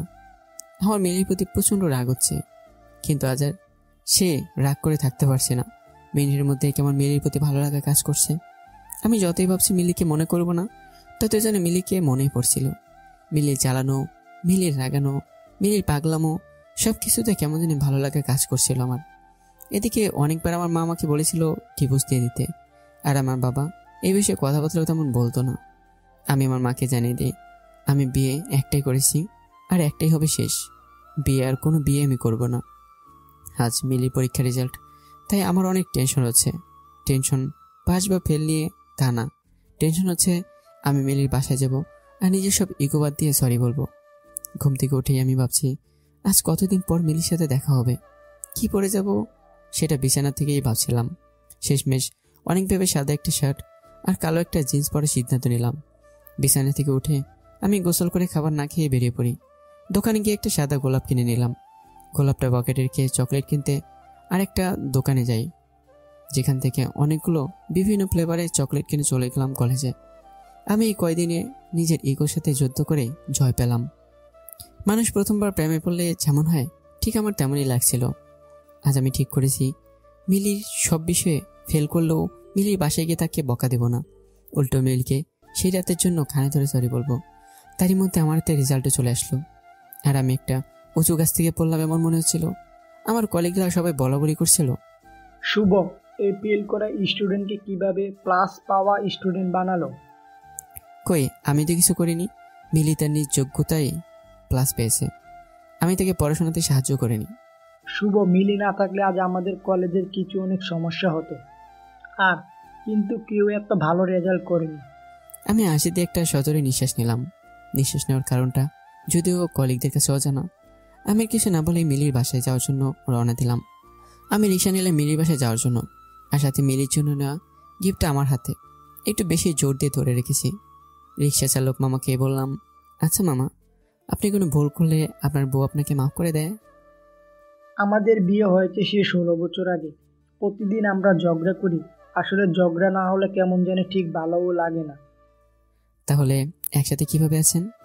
ভুল তো করবই, আর সেও ভুল করে। আসলে আমার বউ একটু কালো, তাই আমার বাসায় অনেক কথা শুনাইতো। প্রথমে কিন্তু আমি কখনো তার এই ব্যাপার নিয়ে তারে ছোট করি নাই। আসলে সে যেমনই হোক না কেন, আমি তারে অনেক সম্মান করি, আর তাই সেও আমারে সম্মান করে। ভাই, এতদিন আর সংসার জীবনে আমি যা বুঝলাম, মেয়েরা খুব নরম মনের হয়, কিন্তু সব সময় না। আপনি যখন তার দুর্বল কোনো দিক নিয়ে কথা শুনেবেন, তখন সেই কথাগুলো মনের মধ্যে নিয়ে ফেলবে, আর পরে আপনি এগুলো ভুলে যাবেন, তো সে ভুলবে না। আপনি তো ভাই অনেক বুঝেন। রিক্সাটা সাইডে রেখে আগে আমাকে কিছু টিপস দেন তো। ভাই, আমি আপনার মতো অত শিক্ষিত না, তো আমি যা বুঝি তা হলো কারো দুর্বল দিক থাকতেই পারে, আর তাই স্বাভাবিক। আর এই দিকগুলো নিয়ে আমরা যারা আপনজন আছি তাদের কথা শোনানো ঠিক না। আমরা যদি শোনাই তাহলে বাইরের মানুষ আর আমাদের মাঝে পার্থক্য কই থাকলো? তুমি মেয়ে বুঝলা কিভাবে আমি কারো দুর্বল দিক নিয়ে কথা শুনাইছি? আমি যখন আমার বউ কালো আর বাসার মানুষজন খারাপ বলছিলাম, আপনি ভাই মাথাটা নিচ কইরাছিলেন। রিক্সা চালক হইতে পারি, তয় মানুষের মন বুঝতে পারি। আপনি আজকে বউয়ের কাছে যাইতেছিলেন, তাই না ভাই? আপনার বউ রাগ করে আছে। জি ভাই। বিরক্ত হইয়েন না, কিছু কথা বলি, যদি ছোট মুখে বড় কথা হয়ে যায়। আমার বউ কালো, এখন যদি তারে আমি ফেয়ার লাভলি বা সুন্দর হওয়া ক্রিম আইনা দেই, সে কিন্তু না, আমি না বললে অনেক কিছু বুঝে যাবে, আর এই বুঝাটা কিন্তু কখনো আমাদের সংসার জীবনের জন্য ভালো হয়তো না। এটা বলে রিক্সা চালক রিক্সা চালিয়ে যাচ্ছে। রিক্সা মিলির বাসার সামনে এসে থামলো, আর আমি নেমে একটা হাসিতে রিক্সা চালককে পকেট থেকে 2টা চকলেট ও ভাড়া দিলাম। মিলিদের বাসার মেইন দরজার কাছে গিয়ে কলিং বেল বাজাতে একটা পিচ্চি এসে দরজা খুলো। পিচ্চিকে দেখে আমি ভাবছি, এই ছেলে আবার কে? আমি তো তাকে বিয়ের দিনও দেখিনি।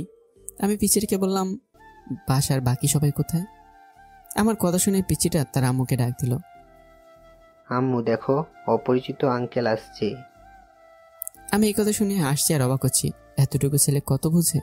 আমি অপরিচিত বলে আমার নাম দিয়ে দিল অপরিচিত আঙ্কেল, ঠিক যেমনটা করতো মিলি। এর মধ্যে পিচ্চিটার আম্মু এসে হাজির। আমাকে বলল, কাকে চাই? আসলে মিলিরা কোথায়? কে মিলে? আপনি মিলিকে চেনেন না? এটা তোদের বাসা। মিলি রিমি 2 বোন। আপনি কি কাউকে চিনতে পারছেন না? আমার মাঝে মিলিকে হারানোর এক অজানা ভয় কাজ করা শুরু করলো। না, আসলে আমরা এই বাসায় উঠেছি 1 মাস হবে। তারিফের আম্মু এই বাসাটা কিনে নিয়েছে প্রায় 2 মাস হলো। এই বাসা কিনে ফেলেছে মানে? হ্যাঁ, আমরা কিনেছি। আপনি একটু ডিটেলস বলবেন? কিভাবে কিনেছেন? কাদের কাছ থেকে কিনেছেন? তারা কেন বিক্রি করলো? আমি এত কিছু জানি না। আপনি বরং তারিফের বাবার সাথে কথা বলেন, সে আপনাকে আপনার সব প্রশ্নের উত্তর বলে দিতে পারবে। আমি তারিফের বাবার ফোন নাম্বার নিলাম, আর তারিফকে সবগুলো চকলেট দিয়ে বাসা থেকে বেরিয়ে গেলাম। রাস্তায় এসে আমার মাথায় প্রচণ্ড ঝিমঝিম করছে। আমি দেরি না করে তারিফের বাবাকে কল দিলাম। তারিফের বাবাকে কল দিয়েছি, কিন্তু রিসিভ হচ্ছে না। আর এদিকে আমার হার্টবিট বেরিয়ে যাচ্ছে। আমি কল দিয়ে যাচ্ছি। 9 বার কল দেওয়ার পর তারিফের বাবা কল রিসিভ করলো। আমি বললাম, হ্যালো, আপনি কি তারিফের বাবা? ভদ্রলোক বেশ চমকে যায় ছেলের নাম শুনে। সে তাড়াতাড়ি বলে, হ্যাঁ, আমি তারিফের বাবা। কি হয়েছে বলেন তো? না, টেনশন নেবেন না, আপনার ছেলে ঠিক আছে। কিছু মনে করবেন না, আসলে এখন রাস্তাঘাটে যা অবস্থা, ছেলেটাকে নিয়ে টেনশনে থাকি, কখন জানে কি হয়। লোকটা আবার বেশ শান্তভাবে বলল, তা কি ব্যাপারে কল দিলেন? একটা মিটিংয়ে ছিলাম, তাই অনেকগুলি কল দিলেন, আমি রিসিভ করতে পারিনি। আচ্ছা, আমিও বেশি করে ফেলেছি। এতগুলো কল তো আমার উচিত হয়নি। আসলে অনেক চিন্তায় ছিলাম, তাই তো এত কল দিতে হলো। তা ঠিক আছে, কিন্তু কি ব্যাপারে জানতে চাচ্ছেন তো? কিন্তু এখন না, বলেন না। আসলে আজ আমি আপনাদের নতুন বাসায় গিয়েছিলাম, আর সেই নতুন বাসায় আমার এক পরিচিত থাকতো। আজ যখন গেলাম অবাক হয়ে গেলাম, তারা নাকি সব বিক্রি করে দিছে। কিন্তু কেন? আমি এত কিছু বলতে পারবো না, তবে এখানে এসে লোক মুখে যা শুনলাম তা হলো, এই বাসার মালিক এর বড় মেয়ের বিয়ের দিন ছোট মেয়ের বিয়ে হয়, আর তাই কিছুদিন পর ছোট মেয়েকে কেউ একজন রাত 2টার দিকে বাসা দিয়ে যায়। আর এটা কেউ একজন দেখে এলাকা জুড়ে নিউজ হয়।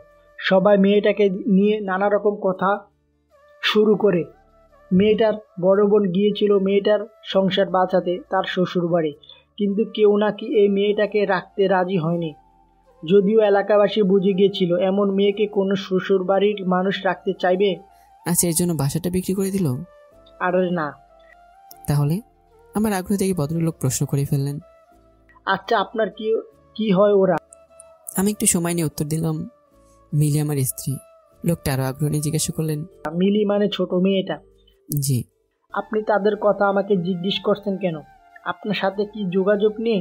আচ্ছা হ্যাঁ, যোগাযোগ থাকবেই বা কেমন করে? এসব মেয়েদের সাথে কি আর ভালো মানুষের যোগাযোগ থাকার কথা?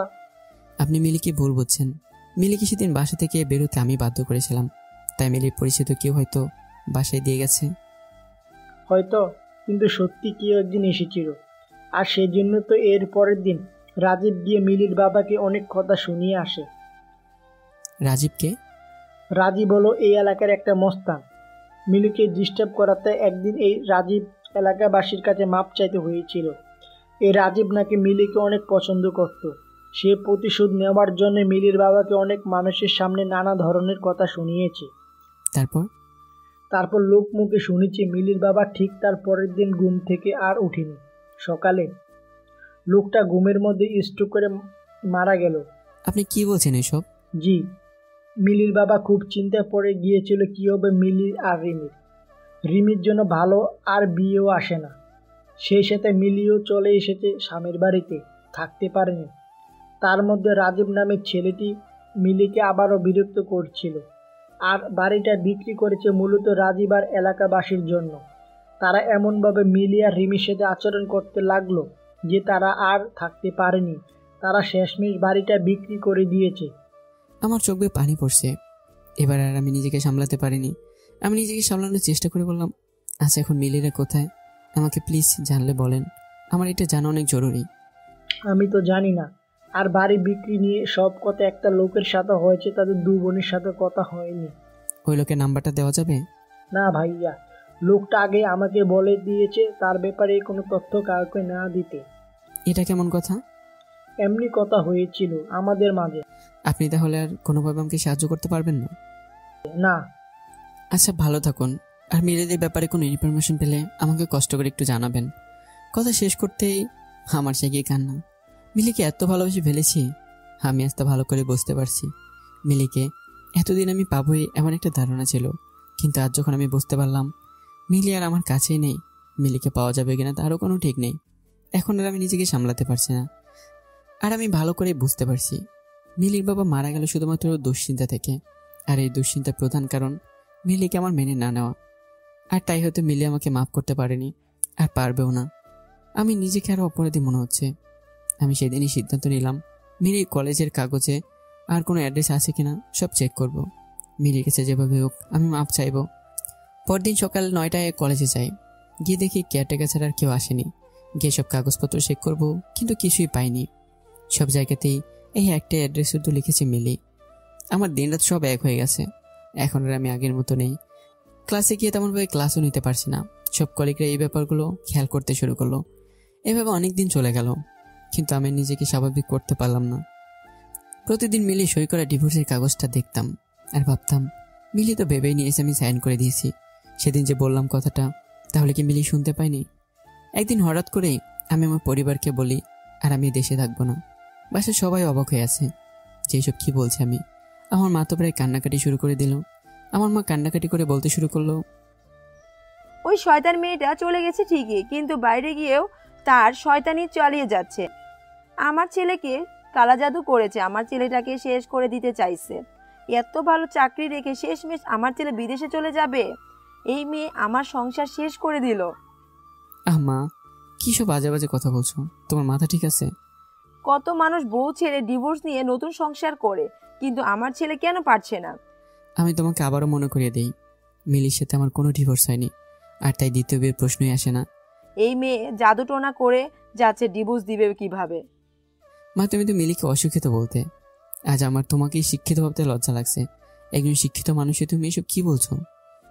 এখন তো আমার কথা ভালো লাগবে না, জানি জানি, যা ইচ্ছে কর। আমার মা এইসব বলেই তার নিজের রুমে চলে গেল। আর বাবা বলল, ভেবে সব করছিস তো? হ্যাঁ বাবা, এখানে আর ভালো লাগছে না। কলেজ বাড়ি সব কিছুতে আমি মিলিকে খুঁজে বেড়াই, আর তাতে করে আমার কষ্ট হচ্ছে। সব কিছু কেমন জানি গলায় কাটার মতো বিধে আছে। তোর এত সুন্দর কেরিয়ার কি হবে? কেরিয়ার দিয়ে কী করবো বাবা, যদি নিজেকে খুনি মনে হয়, নিজেকে অসুখী মনে হয়? মানে? না বাবা, কিছু না। কিছু বলতে বলতে আমি রুমে থেকে গেস্ট রুমে চলে যাই। আমি রুমে এসে দরজা লক করে দেই। আমি নিজেকে নিজে সান্ত্বনা দিচ্ছি দেশের বাইরে চলে যাচ্ছি। এই কথা যদি মিলি কোনোভাবে কারো কাছ থেকে জানতে পারে, মিলি ঠিক আটকাবে। আবার ভাবছি, মিলি যদি না আসে। বেশ কিছুদিন চলে গেল আর আমার যাওয়ার ডেটে চলে আসলো। সকাল থেকে আমি অনেক নার্ভাস হয়ে যাচ্ছি, এইভাবে মিলি আসবে তো আমাকে আটকাতে।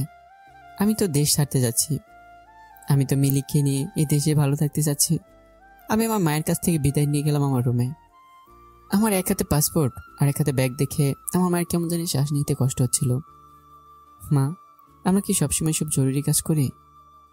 শুভ, এখনো তোর এসব বাঁকা কথা বন্ধ হচ্ছে না? মা, বাঁকা কথা না, এসব তো সত্যি কথা। মিলি যখন চলে গেল এত রাতে, তখন কি ওর বাসায় একটা খোঁজ নেওয়াটা জরুরি ছিল না? এখনো তোর মাথায় ওই মিলি আর মিলির ভূত ঘুরে? যা বাবা, তোর যেখানে যেতে ইচ্ছে হয়। আমি তোর কেউ না, সবই এই মিলি। আমি নিজেও জানি না আমার মাকে আবার কবে দেখতে পারবো, তাই এরকম বিদায় আমি আর মেনে নিতে পারছি না। আমি আমার মাকে জড়িয়ে ধরে বলতে থাকি, আচ্ছা মা, মাফ করে দাও, আবার কবে দেখা হয় কে জানে। শুভ, আমাকে প্রতিদিন কল দিবি কিন্তু, আর হ্যাঁ, ঠিক মতো খাওয়া দাওয়া করবি। আচ্ছা মা। আমি এবার যখন বাবাকে বিদায় দিতে গেলাম, কি একটা অদ্ভুত ঘটনা ঘটে গেল। আর তা হলো, আমার বাবা এমন ব্যবহার করছে যেন এই তো আবার ফিরে আসবো। কোথায় এমন যাচ্ছি যে এত ভয় পেতে হবে। আমি সবার কাছ থেকে বিদায় নিয়ে এয়ারপোর্টে গেলাম, আর আমার তখনও মনে হচ্ছিল মিলি আসবে আর এসে হাত ধরে বলবে, প্লিজ শুভ, তুমি যেও না। তুমি চলে গেলে আমার কি হবে? কেউ একজন এসে কোনো কথা না বলে টান দিয়ে আমাকে জোরে ধরে কাঁদবে। আমি একজনকে দেখতে পেলাম, পিছন দিক দিয়ে মিলির মতোই মনে হচ্ছিল, কিন্তু সামনে ফিরতেই আমি অনেক হতাশ হয়ে পড়ি। যাকে মিলি ভেবেছিলাম সে তো মিলি না, তাহলে মিলি কি আসবে না? এমন প্রশ্নবোধক চিহ্ন কিন্তু আমার মনে আসতেই থাকছে। আমার মন বারবার বলছিল মিলি আসবে। সবাই প্লেনে উঠে গেল, কিন্তু আমার কিছুই ভালো লাগছে না। বারবার call, message, Facebook inbox check করছিলাম, কিন্তু মিলি আমার সাথে কোনো যোগাযোগ করেনি। আমি এবার আর মিলির আশায় বসে থাকতে পারিনি। আমি প্লেনে উঠে গেছি, আর তার সাথে সাথেই প্লেন ফ্লাই করছে। আর সেই সাথে আমার নিজেকে আরও একা মনে হচ্ছিল। আমি ইউএসএতে গিয়ে খুব ভালো একটা জব পেয়ে যাই অল্প সময়ে। প্রথম দিকে আমার ইউএসএতে আরও একা একা লাগতো, মনে হতো এইগুলো আমার সেই পাপের ফল। প্রতি রাতেই আমি মিলির জন্য মন খারাপ করতাম, আর মিলির ফোনে কল আর ফেসবুক আইডি চেক করতাম। এভাবেই দিন যেতে লাগে। দেখতে দেখতে 4 বছর চলে গেল। হঠাৎ একদিন রাতে আমি মিলির ফেসবুকের আইডি অ্যাক্টিভ দেখি, আর এটা দেখে আমার এতটাই খুশি লাগছিল, মনে হচ্ছে এই বুঝি আমার সব অপেক্ষা শেষ হচ্ছে। মিলি নিশ্চয়ই এতদিনে আমাকে মাফ করে দিতে পেরেছে। মিলির প্রোফাইল চেক করতে গিয়ে আমার চোখে মিলির রিসেন্ট স্ট্যাটাসটা চোখে পড়ে। মিলির স্ট্যাটাসে লেখা ছিল, বিয়েতে সবাইকে আসতে হবে, দাওয়াত দিলাম। আমি এবার আবার বাচ্চাদের মতো কান্নাকাটি শুরু করি। এতদিন অপেক্ষা করলাম আমি, কিন্তু শেষ রক্ষার হয়নি। এমনটা ভেবে আমি মন খারাপ করেছি। এই ছেলেটা কে যাকে মিলি বিয়ে করবে?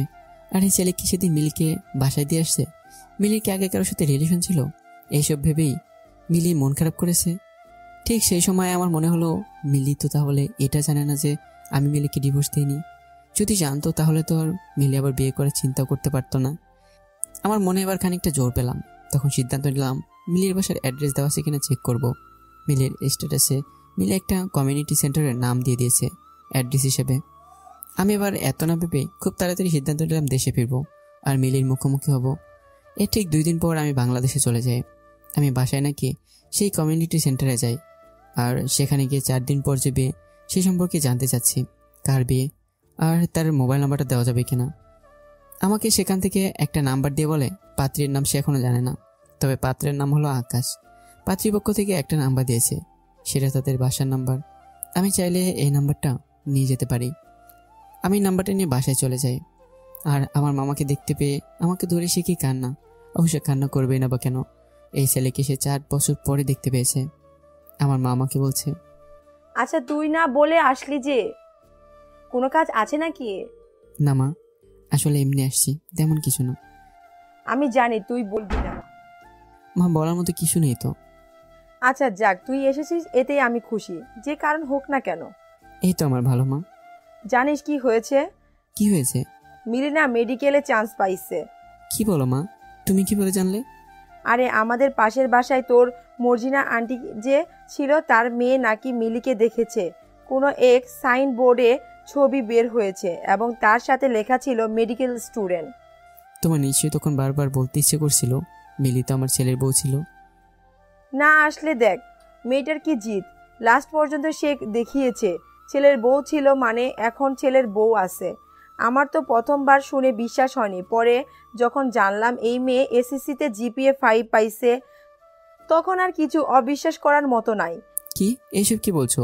মিলির রোল তো পিছন দিকে ছিল, তাহলে রেজাল্ট এত ভালো হয় কিভাবে? আমার সবকিছু কেমন যেন এলোমেলো হয়ে যাচ্ছে। মিলি এসএসসিতে যদি প্লাস পায়, তাহলে মিলি ফেল কেন করলো কলেজে?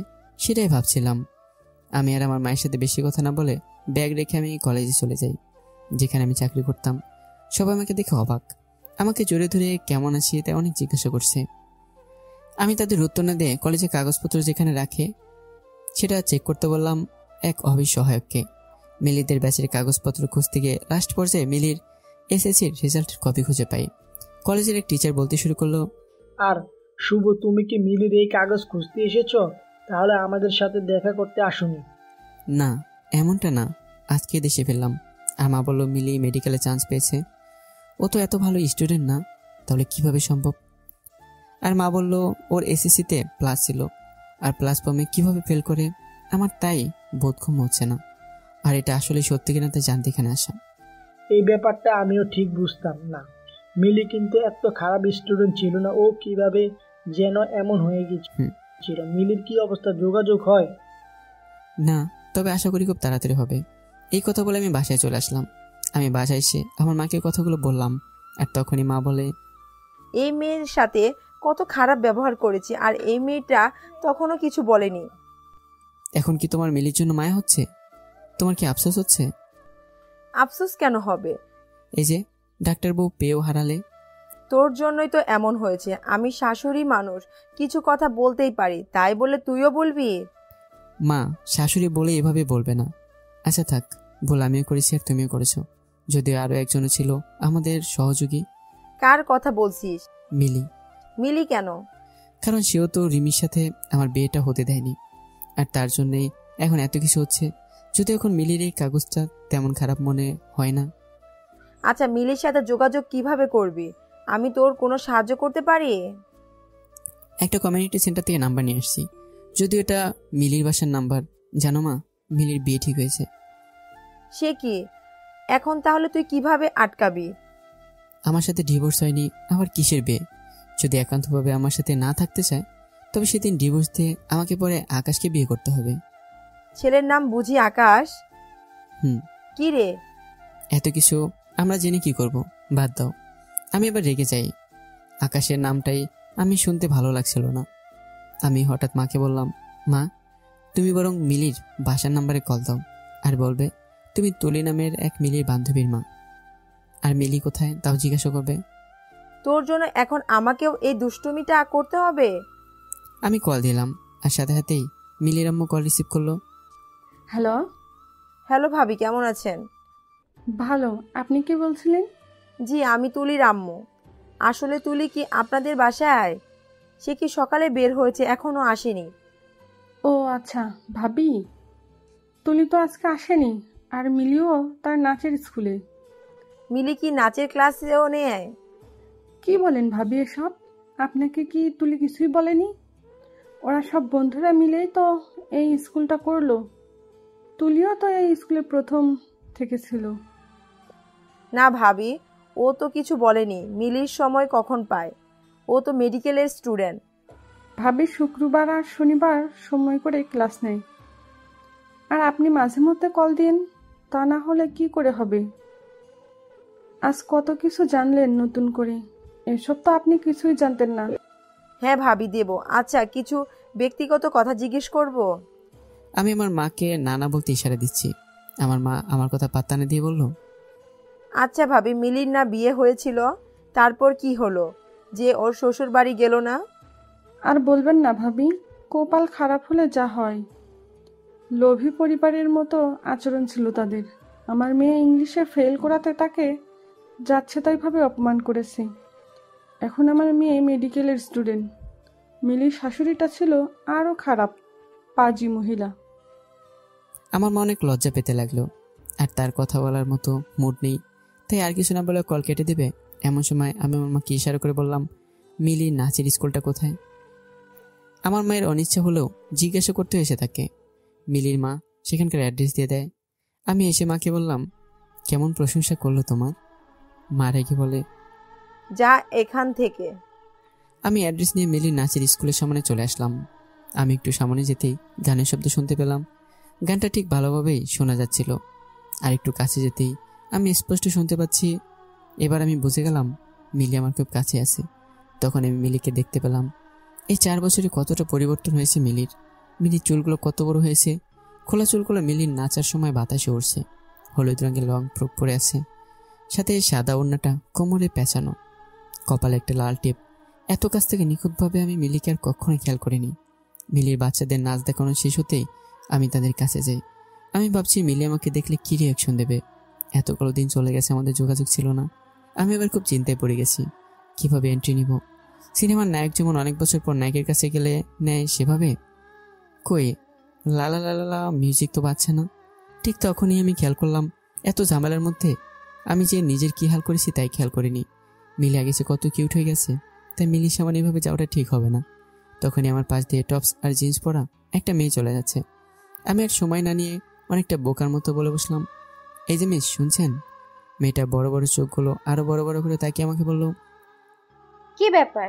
আর হ্যাঁ, আমি মিস না, আমি ডাক্তার মিসেস হাসান।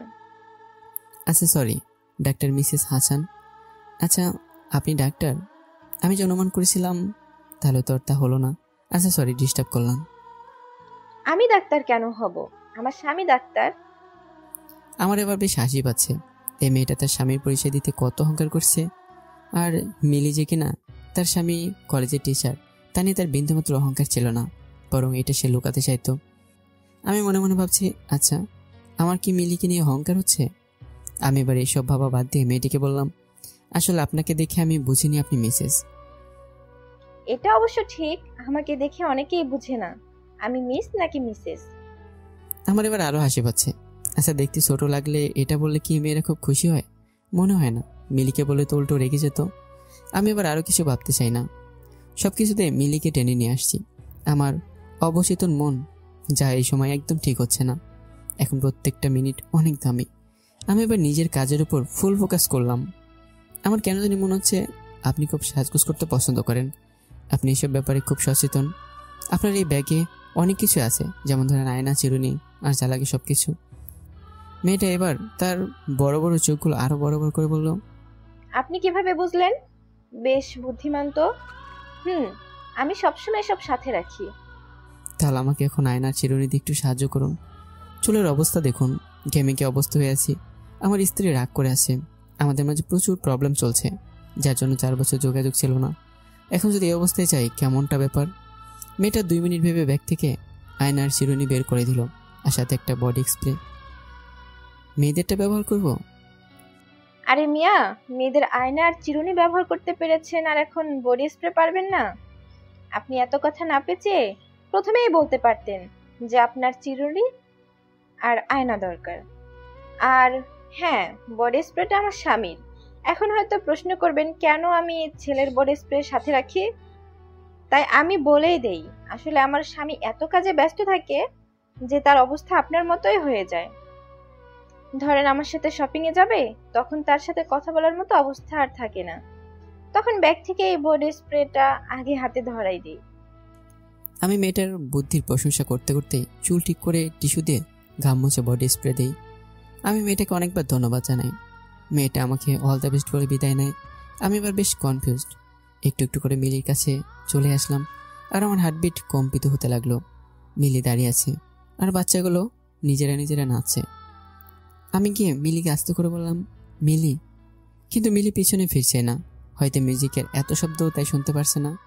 আমি ওর বেশ শব্দ করে ডাক দিলাম মিলি বলে। বাচ্চাগুলো পর্যন্ত নাচ থামে দাঁড়িয়ে গেল। মিলি মিউজিক অফ করলো। পরিবেশ বেশ থমথমে হয়ে গেছে। আমি এতটা আওয়াজ করতে চাইনি। আমি চুপ করে আছি, তাই মিলি বলল, জি মিস্টার শুভ, মিলি শুনছে, আপনি বলতে পারেন। আমি আমতামতা করছি কিন্তু কিছু বলতে পারছি না। কি হলো মিস্টার শুভ? বলছি ওয়েট, তুমি মিউজিক দাও মিলি, বাচ্চারা নাচুক, তারা তাকিয়ে আছে। আরে আরে, আপনি কি এমন কথা বলবেন যে বাচ্চারা শুনলে প্রবলেম হয়ে যাবে? আচ্ছা ওয়েট, বলছি। বাচ্চারা মনোযোগ দিয়ে শোনো। কিন্তু বাচ্চাগুলো মনোযোগ দিল না, বরং চিল্লাতে শুরু করলো। এই বাচ্চাগুলো কেমন শত্রুতা শুরু করলো। আমি মিলিকে বললাম, মিলি আমাকে 1 ঘন্টা সময় দিবে প্লিজ? আমি আপনাকে সময় কেন দিব? কারণ অনেক কিছু তোমাকে বলা হয়নি এখনো। সরি, এখন আমি বাসায় যাব। প্লিজ প্লিজ, শুধু 1 ঘন্টা দাও আমাকে। একটা রিক্সা নেবো 1 ঘন্টার জন্য। আচ্ছা, 1 ঘন্টা সময় আমি দিতে রাজি আছি, তবে আমার একটা শর্ত রয়েছে। কিসের শর্ত? আমি মিলিকে খুব ভালো করে চিনি, তাই আমি বুঝতে পারছি আজ মিলি আমাকে নাস্তানাবুদ করে ছাড়বে। কিন্তু রাজি না হয়ে উপায় নেই, কারণ মিলির সাথে কথা বলা খুবই জরুরি। আমি মিলিকে বললাম, আমি রাজি, বলো কি করতে হবে? বাচ্চাদের একটু বিনোদন দিতে হবে। কিভাবে? কিভাবে মানে? নেচে। নেচে মানে? আমি তো এসব পারি না। প্লিজ মিলি, পাগলামি করবে না। তাহলে বাসায় গেলাম। না ওকে, আমি নাচবো, কিন্তু হাসবে না। বাচ্চাদের বিনোদন দিবেন, তাই হাসতেই হবে। আচ্ছা ওকে। মিলি গান সিলেক্ট করে দিল। গান বাজতে শুরু করলো, দিলবার দিলবার গান। আমি তো বেচারা সময় নষ্ট না করে গানের সাথে নাচা শুরু করলাম। আর বাচ্চাগুলো হা হা করে হাসতে লাগলো। মিলি যা চাচ্ছিল তা তো আমি করেই দিলাম। এখন মিলি কথা রাখার পালা। আমি রিক্সা ভাড়া করলাম 1 ঘন্টার জন্য।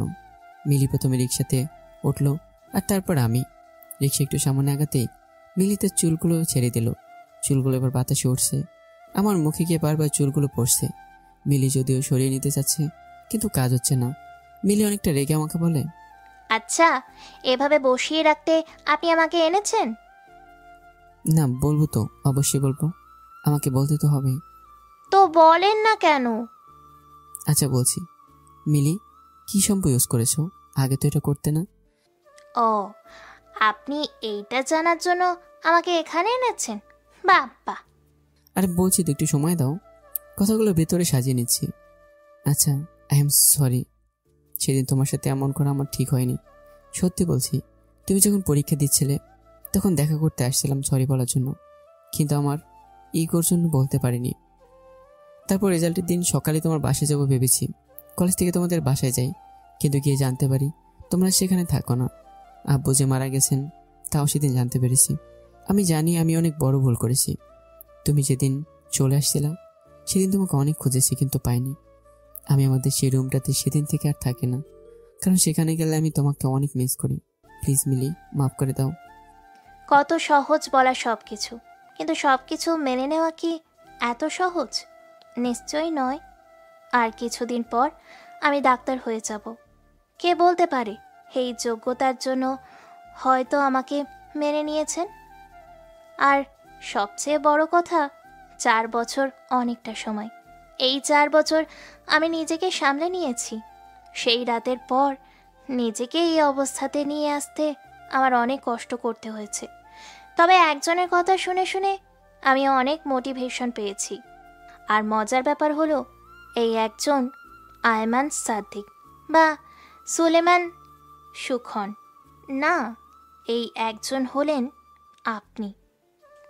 আপনি আমাকে এত পরিমাণের অপমান করেছেন, আমি শুধু সেইগুলো মনে করেছি। আজ দেখুন আমার অবস্থান কোথায়।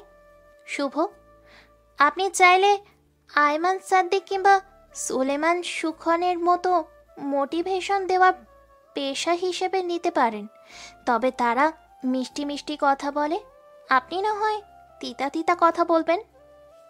প্লিজ মিলি, ফিরে চলো, বিয়ে করো না প্লিজ। আমার বিয়ে? আপনি কিভাবে জানলেন? প্রতি রাতে তোমার আইডি চেক করতাম, কখন অ্যাক্টিভ করো তার অপেক্ষায় থাকতাম। এই এক আইডি ছাড়া আর কোনো যোগাযোগ ব্যবস্থা ছিল না, তাই একদিন তোমার একটা পোস্ট দেখলাম, আর সেখানে তুমি বিয়ের দাওয়াত দিয়েছিলে। বাহ বাহ, কত বুদ্ধিমান, এত বুদ্ধি মাথায় তাহলে এটা বোঝেন না এই লাস্ট মোমেন্টে এসে বিয়ে না করলে কি হবে? আর আমি বিয়ে না করবই বা না কেন? একজন স্বার্থপর মানুষের কথা ভেবে আরেকজন ভালো মানুষকে ঠকানোর কোনো ইচ্ছেই নাই। সো প্লিজ এইসব আজগুবি চিন্তা মাথা থেকে ছেড়ে ফেলেন। মিলি বিয়ের একটা কার্ড ব্যাগ থেকে বের করে আমাকে দেয় আর বলে সেদিন যেন অবশ্যই আমি যাই। তবে মিলি আর 1 মিনিট সময় রিক্সায় থাকেনি।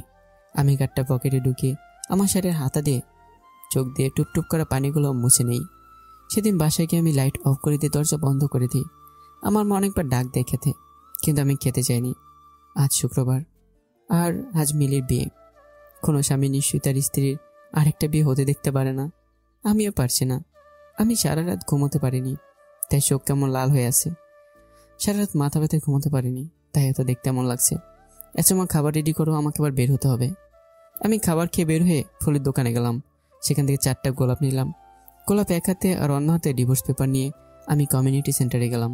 চারপাশে বিয়েবাড়ির আমেজ, কত মজা করছে সবাই। আমি তো চুপ করে আছি। আমার কেন জানি গলা ভারী হয়ে আসছে, কি বলবো।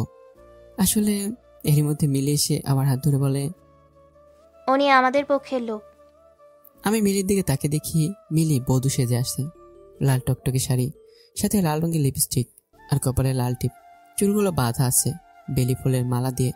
মিলিকে দেখে আমার আরো খারাপ লাগছে। এবার মিলি আমাকে ছেড়ে আবার বিয়ে করে ফেলবে, তাই ভাবতেই পারছি না। মিলির সামনেই চোখ থেকে টপটপ করে পানি পড়ছে আমার। আমি এবার আর পানিগুলো আটকাতে পারছি না। আমি প্রায় মিলির পায়ে ধরে ফেলবো এমন অবস্থা হয়ে গেছে। ঠিক তখনই মিলি আমাকে বলছে, কি করছেন কি আপনি? প্লিজ মিলি, আমাকে ছেড়ে যাবে না। আমি এতদিন অপেক্ষা করে এখন তোমাকে ছেড়ে যেতে পারবো না। এখন এইসব বলার সময়, পরে বলবেন। কখন বলবো তাহলে? তোমার বিয়ের পরে? ডিভোর্সটা হয়ে গেলে? কি বলছো তুমি মিলি? একটু অপেক্ষা করুন। এর মধ্যে কাজেও চলে আসছে আর বিয়ের জন্য আকাশে প্রস্তুত। কাজী সাহেব মেয়ে পক্ষের কাছে গিয়ে বিয়ে পড়াচ্ছে। কাজী সাহেব কবুল বলতে বলল। তখনই আমি বললাম, ডিভোর্স তো হয়নি, বিয়ে কিসের? আর সাথে হাতেই মিলি এসে আমার মুখটা টিপে ধরে রেখেছে। সবাই তো হা হয়ে আছে। তখন মিলি সবাইকে বোঝানোর চেষ্টা করলো এটা বলে যে আমি মজা করছিলাম। এবার মিলি আমার হাত ধরে টান দিতে দিতে অনেকটা দূরে নিয়ে গেল। আমি বললাম, কি হলো, এমন করলে কেন মিলি? আমি তো খারাপ কিছু বলছিলাম না। আপনাকে না আমি অপেক্ষা করতে বলেছিলাম? অপেক্ষা? আর কত? বিয়েটা তো এখনই হয়ে যেত। হলে হতো, আপনার কি? আমার কি মানে? আমার স্ত্রী বিয়ে হয়ে যাচ্ছে। আচ্ছা তাই? এবার একটু সামনে তাকান তো। আমি সামনের দিকে তাকাতে দেখি রিমি আর আকাশ মিলির আম্মুকে সালাম করছে। আমি আবার কেঁদে দিয়েছি। তবে এবার আর কষ্টের কান্না না, এটা শোকের কান্না। মিলিকে আমি শক্ত করে জড়িয়ে ধরে বললাম, এখনো স্বভাব পরিবর্তন হলো না, তাই না? কিসের স্বভাব? মজা নেওয়ার। আমি কই মজা নিলাম?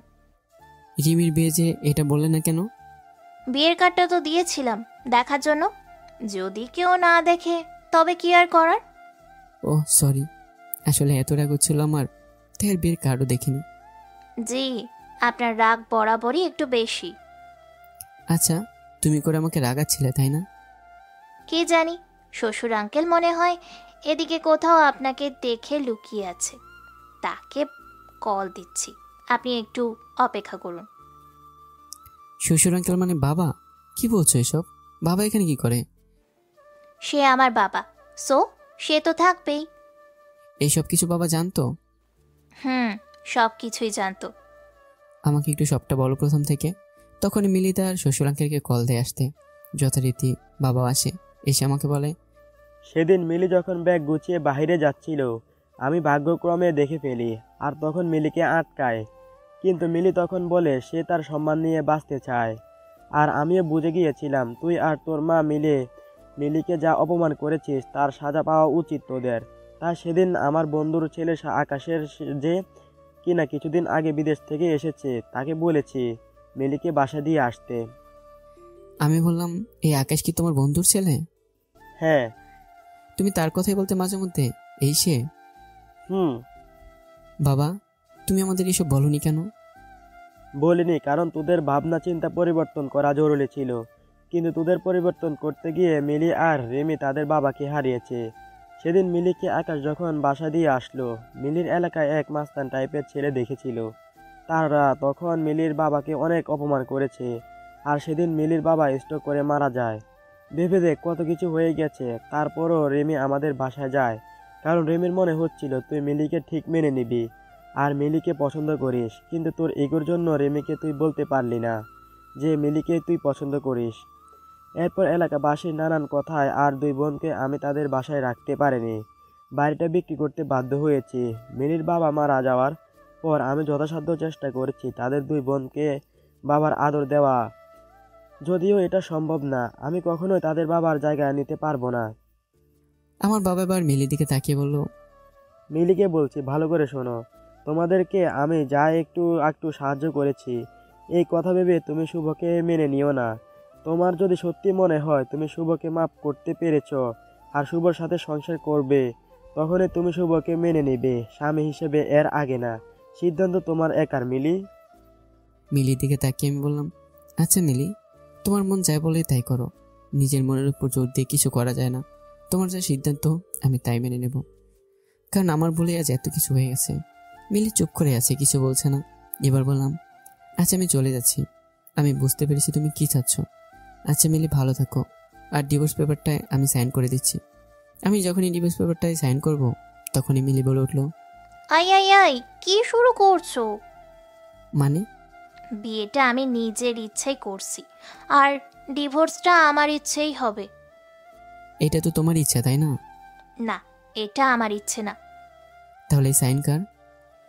সাইন আমারই, কিন্তু তোমাকে সোজা করতে এই কাজ করতে হয়েছে। এতদিন আমি বাঁকা ছিলাম, এখন একদম সোজা। তার মানে মিলি আমাকে মাফ করে দিয়েছে? জি। আমি এই কথা শুনে এত খুশি হয়েছি যে আমি এটা ভুলে গেলাম আমার পাশে আমার বাবা দাঁড়িয়ে আছে, আর আমি আমার বাবার সামনে মিলিকে জড়িয়ে ধরে আছি। যখন বুঝতে পারলাম তখন তাড়াতাড়ি করে মিলিকে ছেড়ে দেই। আমার বাবা তখন আর কিছু না বলেই চলে গেল। আমি তখন মিলিকে বললাম, সরি, বেশি খুশি হয়ে গেছিলাম, তাই খেয়াল ছিল না। শুধু তাহলে আর কি বলবো? তুমি তো আগে সবকিছুতেই বলতা আমি তোমার বাবার মতো, আজ বললে না কেন? এখন তো তুমি আমার স্যার না, তাই। বাবা। তখনই আমার ফোনে বাবা কল দেয় আর বলে আমি যেন তাড়াতাড়ি বাসায় চলে আসি, আর অবশ্যই মিলিকে সাথে নিয়ে আসি। মিলির আমি বাসায় যাই, আর এবার মা খুব আনন্দে বরণ করে আমাদের।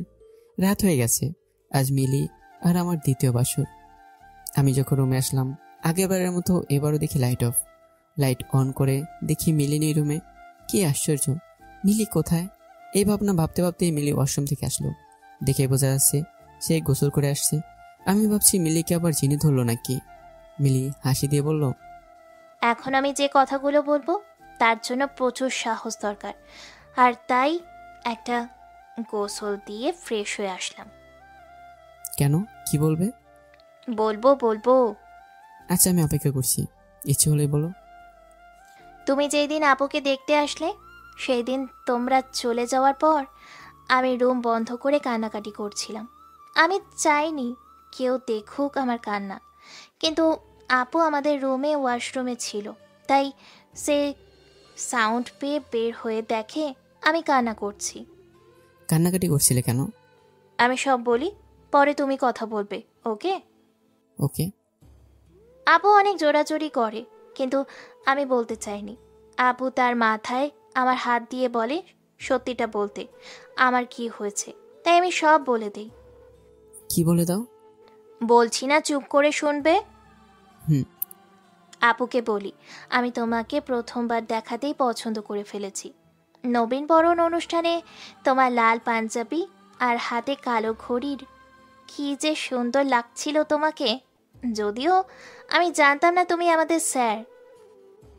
ও, এই জন্যই ক্লাসে গেলে খালি চেয়ে থাকতে আর বাহানা দিয়ে দিয়ে কথা বলতে চাইতে। চুপ, আমি বলছি সব। আপু শুনে বলল সে নাকি এই বিয়েটা করবে না, কিন্তু তাতে কি, আপু বিয়ে না করলেও তোমার পরিবার তো অন্য জায়গায় ঠিক বিয়ে দিয়ে দিত। দেশে তো আর মেয়ে কম নেই, আর আমার সাথে বিয়ে সম্ভব না, কারণ এত ছোট মেয়েকে তুমি বিয়ে করবে না, আর আমাকে এমনিতেও বেশি পছন্দ করতে না, তাই আপু প্ল্যান করে বিয়ের দিন সে ছাদে লুকিয়ে থাকবে, তারপর সবাই উপায় না দেখে বিয়েটা আমার সাথে দিয়ে দেবে। তাহলে ঢং করে আবার রাজি হচ্ছিলে না কেন? এসব একটু করতে হয়। ফেল কেন করতে?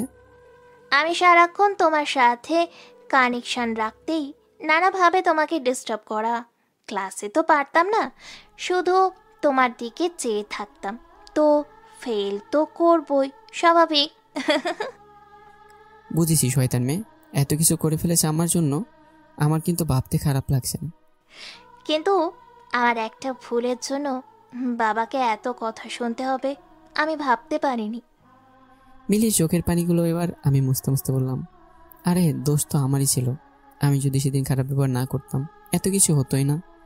আজ বাবা নিশ্চয়ই সব জানতে পারছে, আর আমাদের একসাথে দেখে খুশিও হয়েছে। হ্যাঁ, মিলির আমি নফল নামাজ পড়ে নিলাম। বাকিটা নিজেদের মতো করে আপনারা সাজিয়ে নেন, কারণ এখানেই গল্প শেষ, আর বাকিটা আর বলা যাবে না। তো এবার আপনারা যান। আল্লাহ হাফেজ।